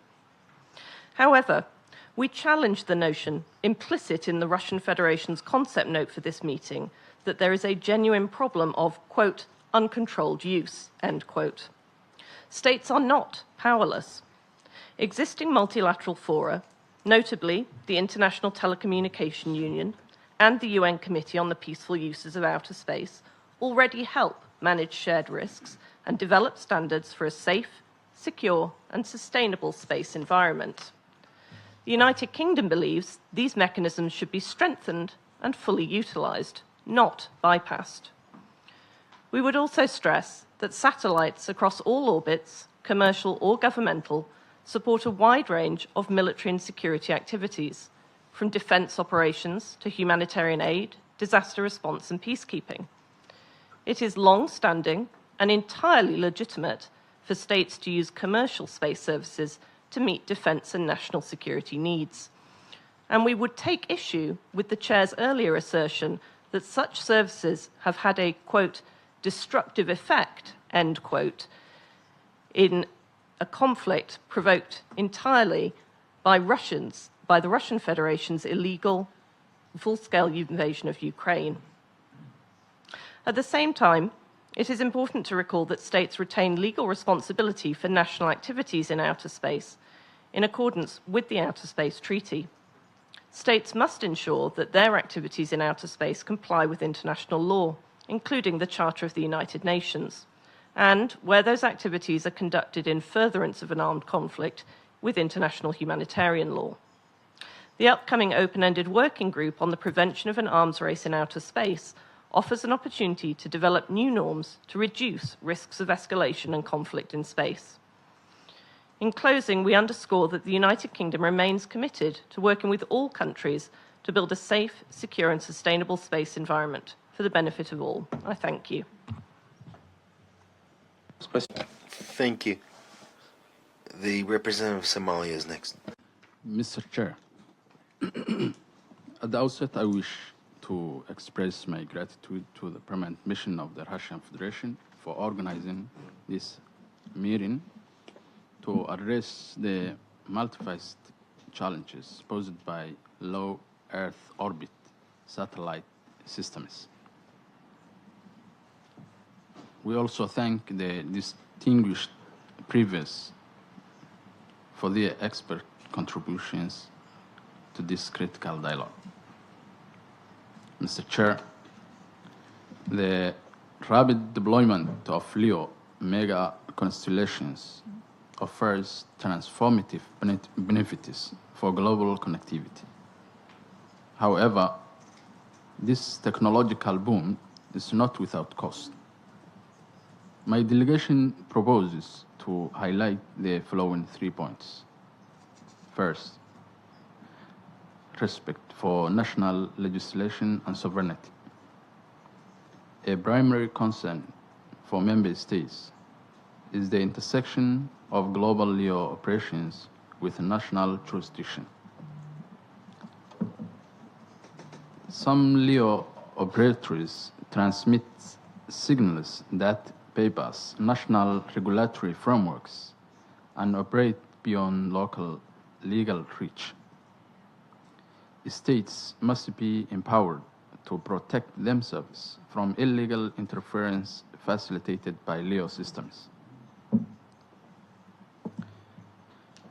We must reaffirm the LEO operators are not exempt from the domestic laws of the states in which they provide services.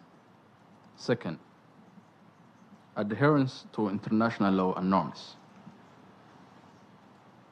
The governance of outer space must remain rooted in the foundational principles of international law. We call for a renewed commitment to the Outer Space Treaty 1967 This cornerstone treaty dictates that space is the province of all mankind and must be used exclusively for peaceful purposes. Under this treaty, states bear international responsibility for national space activities, whether conducted by governmental or non-governmental entities. Moreover, we must utilize existing frameworks such as the Liability Convention and Registration Convention to ensure that legal responsibility is maintained for all orbital objects. Third, environmental hazards and sustainability. The uncontrolled expansion of LEO systems poses significant environmental risks that threaten the long-term sustainability of outer space. The exponential growth in active satellites increases orbital object density, raising the risk of catastrophic collisions and space debris. The re-entry of defunct satellites into the atmosphere releases chemical components such as aluminum oxides, which might contribute to the ozone depletion. Light and radio frequency pollution from these constellations is increasingly impairing critical optical and radio-based astronomy. Mr. Chair, in conclusion, while we welcome the benefits of satellite technology, it must not come at the expense of our environment, our national sovereignty, or our collective security. The global nature of low Earth orbit operations requires a collective response to uphold the rule of law on Earth and in orbit. And I thank you. Спасибо. Thank you. Give the floor to Pakistan. Mr. President, we thank the Russian Federation for convening today's Arria-Formula meeting and appreciate the briefers for their remarks. We consider this as a useful opportunity for an exchange of views on emerging and cross-cutting threats, including those arising from rapid technological developments in outer space. Such discussions are available for awareness raising, but should remain complementary to established multilateral processes. President, Pakistan reaffirms that outer space, including LEO, is the province of all humankind and not subject to national appropriation or defective control. Technological or commercial dominance must not translate into exclusive access or regulatory advantage. The unregulated expansion of commercial activities in LEO is resulting in the concentration of orbital slots, spectrum, space situational awareness capabilities, and economic benefits among a limited number of actors. Without corrective measures, developing and space emerging countries risk long-term marginalization. At the same time, the rapid growth of mega constellation has intensified congestion, competition for spectrum, and the risk of space debris. If left unchecked, this trend threatens the long-term sustainability of LEO and undermines equitable access for future entrants. Moreover, the growing integration of commercial LEO systems into military and intelligence operations is blurring the distinction between civilian and military uses. This raises the risk of misperception, escalation, and unintended conflict, particularly during times of crises.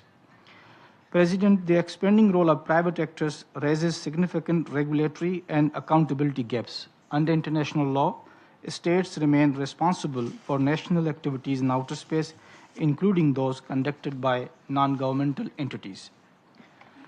The LEO-related risk cannot be viewed in isolation from the wider outer space security environment, including the arms race in outer space, development of asset capabilities, and integration of space assets into nuclear, cyber, conventional military strategies.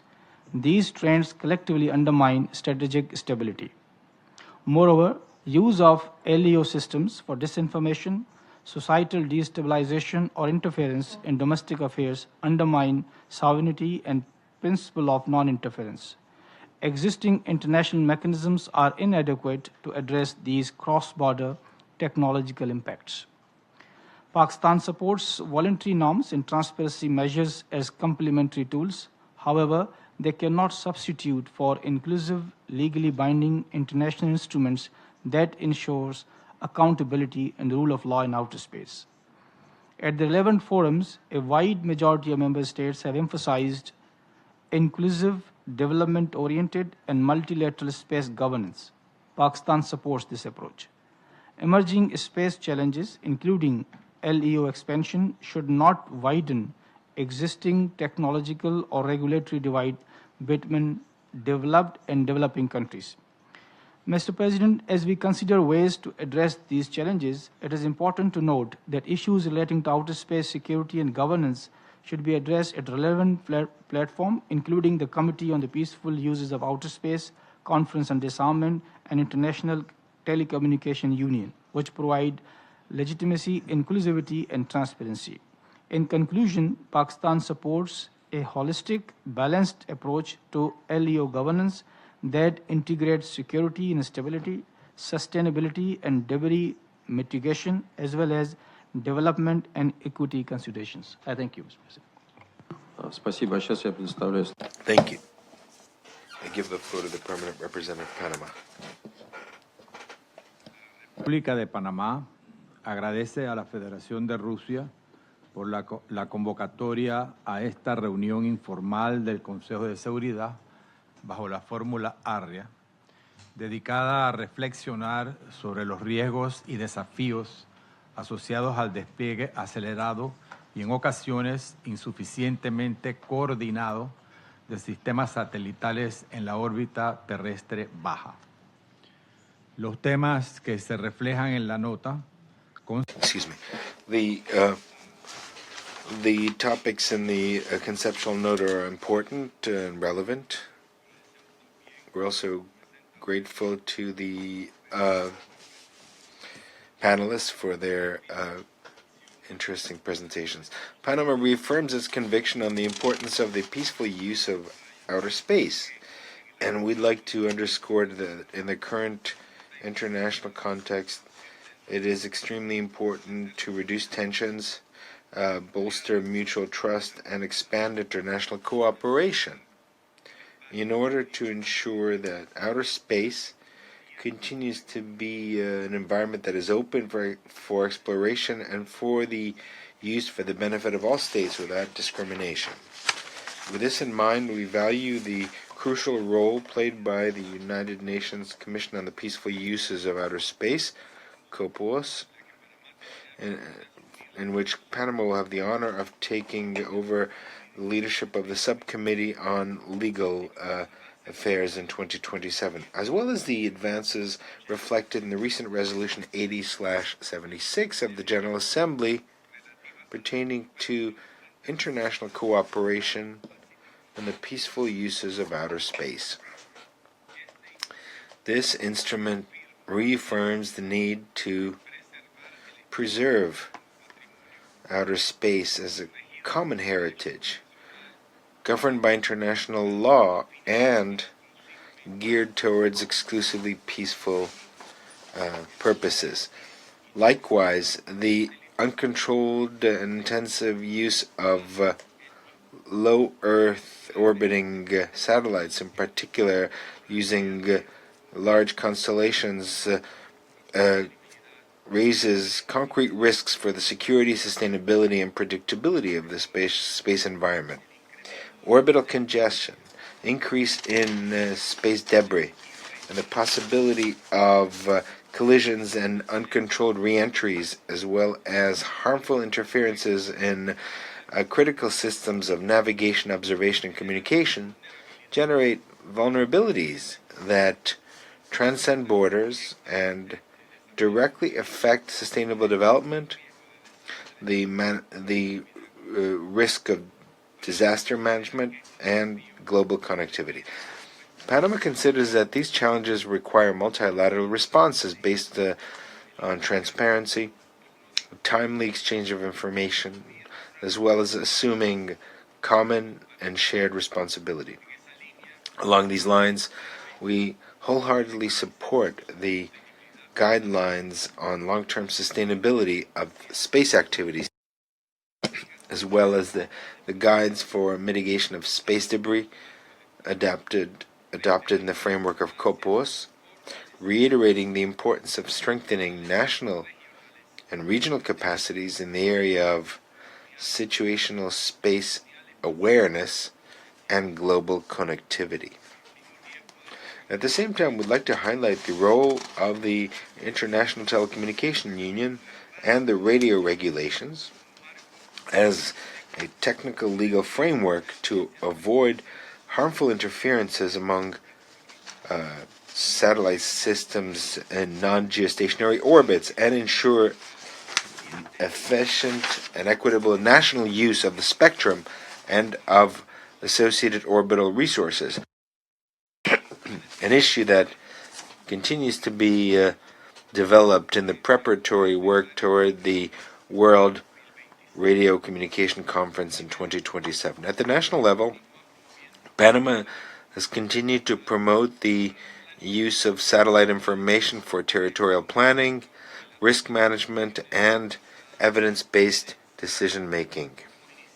We have initiated a process of consultations with the aim of evaluating and preparing the adoption of a national law on space activities that establishes clear rules for authorization and supervision, risk management, mitigation of space debris, and liability applicable to activities under the jurisdiction and control of the state. For this, our country envisions working on the basis of technical and legal support offered by the UN Office of Outer Space Affairs through its service of legal advisory services on space law, geared towards guiding states in development, review, and implementation of national frameworks compatible with the international regime applicable, and geared towards the long-term sustainability of space activities. We consider that equitable access to data derived from space and space technologies, as well as the voluntary transfer of knowledge and capacity building, are essential elements so that developing countries or countries in transition can fully participate in a meaningful way in the new space economy. In addition, Panama reaffirms its commitment to international cooperation, having adhered to the Artemis Agreement, and we greatly value regional partnerships such as the Copernicus Center LAC, which strengthen open access to data, technical cooperation, and capacity building in risk management and recovery. We'd also like to highlight the importance of investing in education and training in science, technology, engineering, and mathematics in the sphere of space. This is essential for innovation, sustainability, and inclusive development. Mr. President, Panama considers it a priority to advance towards norms, good practices, and coordination mechanisms that prevent the disordered and uncontrolled proliferation of low Earth orbiting satellites, that promote responsibility by public and private actors, and guarantee that the expansion of these constellations does not compromise security, stability, and sustainability of the space environment, orbital environment. Lastly, we believe it's necessary to strengthen the effective authorization and supervision of operators under national jurisdiction in conformity with the applicable international obligations, promoting standards of mitigation and disposal, and at the end of the useful life, including the passivization and the timely deorbiting as well as improving exchange of information and coordination to avoid collisions and harmful interferences in synergy with the work of COPOAS, UNUSA, and ITU. Thank you very much. Thank you very much. And I give the floor to the delegation of other UN member states that would like to take the floor today. And the first on my list is the representative of the Islamic Republic of Iran. Bismillah ar-Rahman ar-Rahim. In the name of God, the compassionate and merciful. Mr. President, distinguished delegates, we thank the Russian Federation for convening this Arria-Formula meeting on the risks and challenges arising from the uncontrolled use of low Earth orbit satellites, an issue that has a direct impact on the international peace and security. We also thank the distinguished panelists for their insightful presentations. The rapid proliferation of LEO satellite systems, including large-scale constellations, has fundamentally altered the strategic landscape of outer space. Enabled by low-cost production, reusable launch capabilities, inter-satellite links, and portable user terminals, these systems offer global coverage, resilience, and low latency connectivity. However, when left uncontrolled, these same characteristics become source of instability, insecurity, and interference in other countries' affairs. Unregulated LEO satellite systems blur the distinction between civilian and military uses, undermine state sovereignty, and create legal and accountability gaps that are increasingly exploited. Mr. President, a clear and alarming illustration of these risks emerged during the unlawful military aggression cases like the 12-day aggression by Israeli regime on Iran. During the aggression, satellite internet and communication services were used to support offensive military platforms, including unmanned aerial vehicles, aircraft, intelligence, and targeting systems. This is not neutral use of technology. It is uncontrolled and unauthorized operation of commercial LEO satellite system within the territory of sovereign states. Such use facilitates precise attacks against civilians and critical civilian infrastructure, amounting to serious violations of international humanitarian law. Mr. President, satellite internet systems are increasingly relevant to discussions on security, stability, and emerging technologies. While they offer important civilian benefits, they should remain subject to international law. The risks are compounded by clear violations of international regulatory frameworks. In the absence of effective regulatory control, LEO satellite systems can become force multiplier in armed conflict and instruments of aggression. According to fundamental principles of international telecommunications law, the provision of telecommunication services within the territory of states, including satellite internet, requires the authorization of the state. Sovereignty over national telecommunications infrastructures remains a core principle of the international regulatory framework and is essential to prevent technical interference and regulatory disorder. Under the radio regulations of the International Telecommunications Union, ITU, satellite operators are prohibited from providing communication services within the territory of a state without its authorization. The applicable legal framework is well established.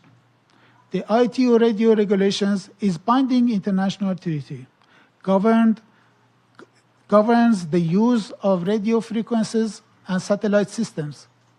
Article 18 of the regulations requires that transmitting stations be licensed by a competent national authority, a requirement that applies equally to satellite user terminals.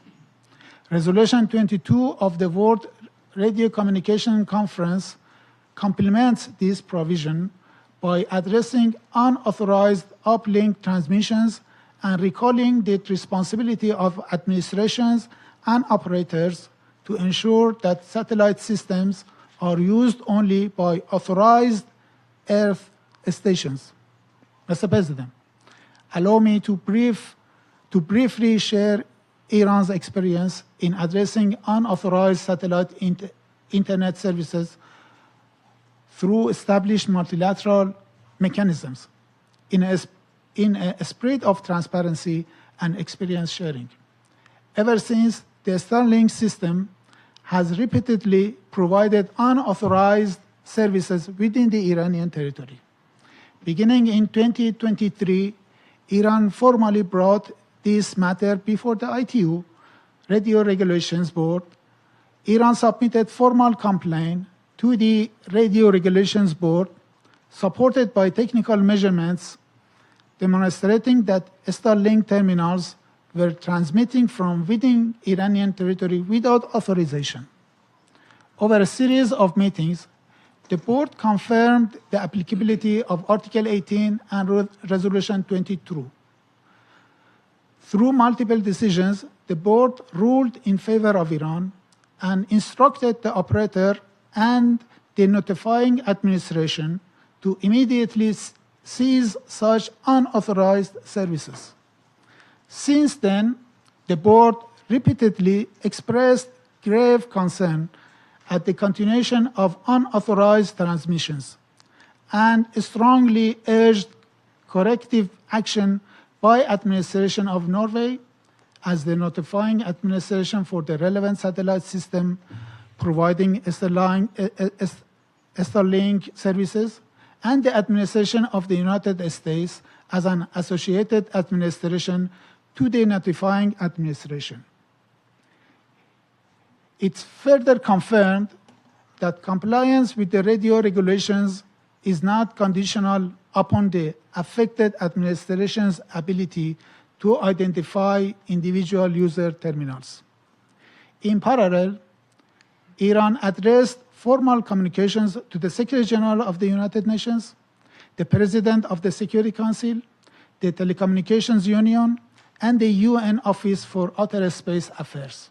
The issue was also raised in relevant multilateral fora, including COPOS, the Conference on Disarmament, and the First Committee of the General Assembly, in order to highlight broader risks associated with the unregulated satellite internet activities. However, these binding decisions are yet to be respected and fully implemented. The failure to act reflects not a technical limitation, but a lack of political will and blatant violation of international law. In conclusion, Mr. President, international law does not permit states to outsource responsibility to commercial actors. When states fail to exercise due diligence over satellite systems operating under their jurisdictions, responsibility arises by omission as well as by commission. Iran's experience demonstrates that satellite internet services do not operate in a legal vacuum. Uncontrolled LEO satellite systems risks transforming outer space into a domain of confrontation, eroding trust among member states, and undermining international law and established multilateral regulatory frameworks. We share this experience in the hope that it will contribute constructively to the ongoing discussions on these critical issues. Thank you, Mr. President. Thank you very much. The next speaker on my list is the representative of Timor-Leste. Thank you, Mr. President. and distinguished delegates. Timor-Leste extends a sincere thanks to the Russian Federation for convening this important Arria-Formula meeting, and also thank the panelists for their insightful briefings. As a small island developing state, we remain deeply committed to the principles of the United Nations Charter, which is respect for sovereignty, non-interference, and the peaceful resolution of disputes. For Timor-Leste, with our mountainous terrain and remote location, LEO technology offers a lifeline, closing the digital gap, driving economic progress, promoting transparent governance, and bolstering our efforts to combat climate change. Mr. Chair, Timor-Leste is proudly advancing into the space era with our Timor in Space project, led by our local tech firm with the full backing of our president. This initiative to build and launch our first CubeSat by 2029 focuses on real-time data for disaster management, climate tracking, precision farming, and inspiring STEM education among our youth. Officially announced a couple of months ago, it highlights how small nations can innovate through local expertise and global partnerships, symbolizing our drive for technological independence and addressing pressing needs, such as those posed by natural disasters. Mr. President, Excellencies, despite these developments, we are aware of the challenges of LEO technologies, which pose risks to international security and governance, namely on regulatory gaps, in illicit operations, on dual-use risks, on informational dangers, on militarization, and on sustainability threats. To tackle these, as others have mentioned in this conference, we need a balanced, multi-level response. Timor-Leste wishes to highlight the need to enact laws banning unlicensed terminals and implementing strict spectrum checks, registration, and cybersecurity measures. We are pursuing these to protect our digital space. The need to create binding UN tools for data privacy, anti-interference rules, and transparency on dual-use technologies. Strengthening ITU coordination and seek a Security Council resolution to prevent the weaponization of LEO in words. The need to provide technology transfer, funding, and inclusive dialogue to help developing states prevent space monopolies. The need to uphold the Outer Space Treaty with joint monitoring, debris theft, and traffic agreements to keep space peaceful. Mr. President, we share many of the concerns around this conference room. The explosive growth of LEO satellites requires swift multilateral action to uphold norms and avert crisis. Timor-Leste pledges to work with all nations to ensure outer space benefits. Timor-Leste pledges to work with all nations to ensure outer space benefits humanity as a whole. Thank you. Большое спасибо.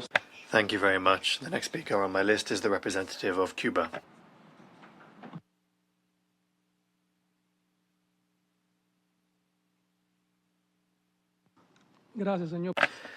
Thank you, Mr. Chairman. We would like to thank Russia for convening this meeting on the impact for states of internet services using non-geostationary low-orbit satellite networks.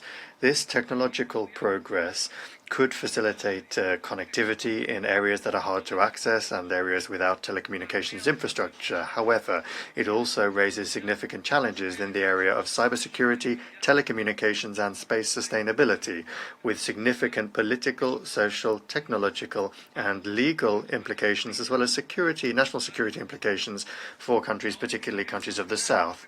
Geostationary orbit is a limited natural resource, and it is clearly at risk of saturation. The exceptional capacities that this provides us, the possibility to develop social programs that benefit humanity, should not be hindered by the unbridled and elitist commercialization of it by some states or private actors. Its use should be governed by the provisions of international space treaties and should guarantee equitable access for all countries, regardless of their level of scientific or economic development, and with particular attention being paid to the needs and interests of developing nations. Mr. Chairman, the mass rollout of Starlink satellites is not only a threat to technological sovereignty, it's also a threat to orbital balance.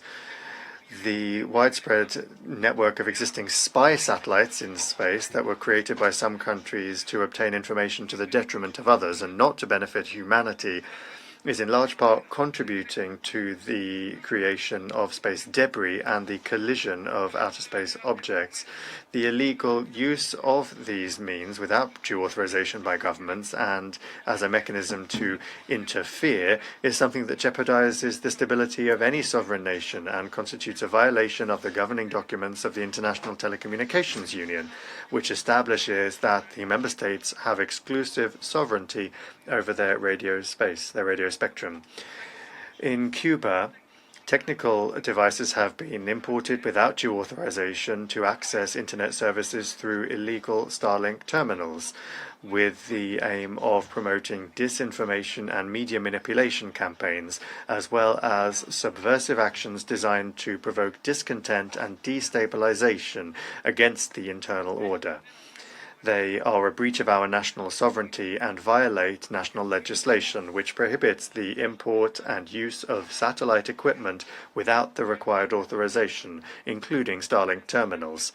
We denounce this illegal operation, which represents a threat to our national security and which affects the services of the Cuban telecommunications operator.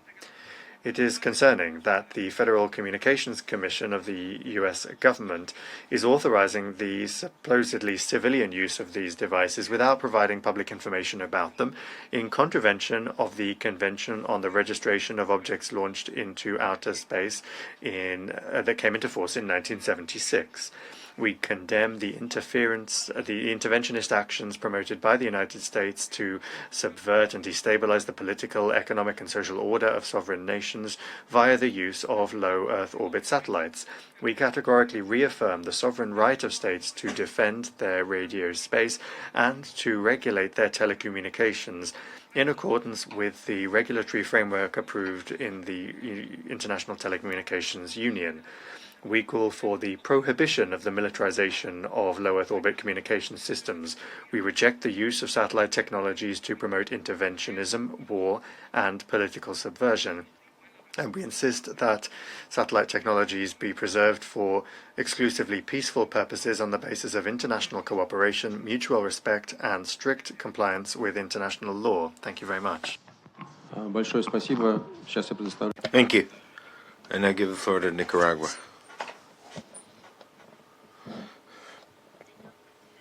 Mr. President, we're grateful to the Russian Federation for convening this important meeting to discuss the growing threats to international peace and security from the malicious use of low Earth orbiting satellites and possible ways of addressing this threat. Nicaragua is analyzing with great concern the rapid expansion of these platforms, which are being presented under the narrative of technological progress and global connectivity. We note also that they've demonstrated capacity to have an impact on the sovereignty of states, on internal political stability, and international strategic balances. Today, we are witnessing how these systems can have an influence on political processes, amplifying disinformation campaigns, having an impact on security scenarios, and becoming factors of internal instability. They undermine traditional government structures.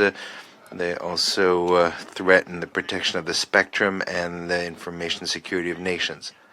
The possibility of having direct connections without respecting licenses and national regulatory frameworks or sovereign authorities opens opportunities for external interference and erodes trust in legitimate state institutions. In various contexts, it has been seen that the use of these systems to manipulate information ecosystems and facilitate activities with a potential military impact. This situation demonstrates that a satellite environment without any control can become an instrument for destabilization and external influence, affecting fundamental precepts of the international order. This pattern based on private control of critical infrastructure and remote activation of terminals that are not registered ignores an essential principle that each state has a sovereign right and duty to govern, protect, and regulate its communication infrastructure and spectrum, because these are strategic resources linked directly to its national security. Mr. President, our region also has sent warning signs. The recent incidents that have taken place around the Brethren Republic of Venezuela demonstrate that there are also threats in telecommunication that have an impact on the stability and the security of our nations. Nicaragua denounces any action that puts at risk the airspace sovereignty and the peace of the Venezuelan people. We reiterate our full support for Venezuela, and we reiterate that Latin America and the Caribbean is and continues to be a zone of peace. At the national level, Nicaragua has strengthened its regulatory legal framework. The general law number 1223 from 2024 reaffirms the sovereign authority of the state to authorize, regulate, and supervise any communication service, including satellite services, guaranteeing legality, traceability, and full respect for national security. For Nicaragua, it is essential that any provision of satellite connectivity should take place only based on the prior and explicit consent of the state, based on a system of licenses, control of spectrum, and based on the relevant regulatory framework. Mr. President, low Earth orbital systems should contribute to human development, digital inclusion, and peaceful coexistence among peoples, rather than being an instrument for political pressure or manipulation or undermining the internal stability of states. Nicaragua reaffirms its support for initiatives that promote responsible connectivity, technological cooperation that is respectful, and global frameworks that ensure that these systems operate in line with international law, national legislation, and respect among states. Thank you very much. Thank you very much. Now I give the floor to the Democratic People's Republic of Korea. Mr. President, at the outset, I express my gratitude to the Russian delegation for convening this important meeting to address the issue directly related to the international peace and security. I also appreciate the briefers for their insightful and informative presentation on today's theme. Over the past decade, LEO satellite constellations have expanded on an unprecedented scale. A small number of commercial operators have deployed thousands of satellites to provide global broadband internet access. While these LEO satellites can be used for the legitimate civilian purposes, they can also be exploited for destabilizing and military purposes. One of the most concerning aspects of deploying LEO satellites is that they operate outside of the national control systems. Access to satellite communications outside of national control has been used to spread misinformation and incite anti-government protests and riots.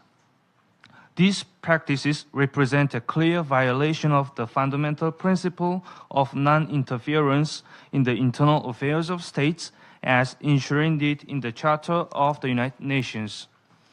The risks of the LEO satellite systems also include their potential use for military purposes, such as intelligence gathering, real-time battlefield assessment, coordination of military operations, guidance of drones, and precision strikes in armed conflicts. These dual-use capabilities undermine the principle of the peaceful use of outer space.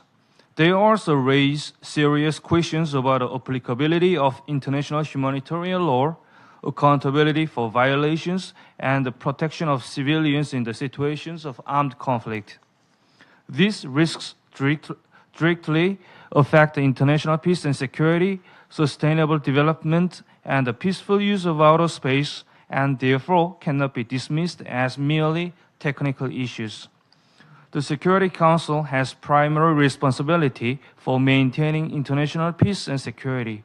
Therefore, I believe the Security Council should take systematic, comprehensive, and action-oriented measures as follows. First, to clarify the relationship between the global nature of layer operations and national jurisdiction. It is necessary to clarify to reaffirm the principles of national sovereignty and non-interference in internal affairs in the digital and space domains, and to make it clear that technological advancements cannot be used as a pretext to undermine these fundamental norms. Second, to prevent situations where layer operators disregard the national laws, we must encourage the development of international norms, rules, and confidence-building measures governing the operation of layer satellite systems, including transparency regarding layer ownership, control, and end use. Third, to prevent legal interference in internal affairs through layer systems, it is necessary to affirm the right of states to control, restrict, or suspend unauthorized satellite communications that threaten public order or national security. Fourth, we must address the risks of militarization and weaponization associated with the layer satellites by seeking limitations on the use of layer satellites in armed conflict and by non-state actors in accordance with international law. These measures are not about rejecting the technological progress, but rather about ensuring that technological advancements benefit humanity and do not lead to instability. Mr. President, today the international community's effort to uphold international peace and justice and to ensure the peaceful development and use of outer space are facing serious challenges due to the illegal and self-serving actions of certain forces that seek to monopolize and militarize the outer space. In particular, the US and its allies are expanding the scope of military threats and blackmails against the DPRK to the outer space, as well as they are openly staging space war exercises in and around the Korean Peninsula. If the outer space and advanced technologies are misused for the purposes to interfere in the internal affairs of specific countries and to wage an aggressive war, the world will definitely face another dangerous challenge and grave threat. The international community must resolutely oppose the actions of forces that attempt to misuse the outer space and advanced technologies, which are the common heritage of humanity, for their aggressive and hegemonic purposes. Thank you. Thank you very much. Would anybody else like to take the floor? I can't see anyone asking for the floor, in which case I would like to thank everyone for their participation. And in conclusion, I would like to say that today we had a chance to see that the broad spread of LEO satellites is not just evidence of the continuation of scientific and technological progress and achieving a new level in the provision of digital services, but it also brings with it serious risks and threats for UN member states and their citizens. We're convinced that the use of these technologies, as well as the actions of their developers and their operators, must be carried out within the law and in compliance with the regulatory frameworks of absolutely all jurisdictions. We are ready for a thorough interaction in the interests of achieving this goal. Thank you very much for your attention and for your participation.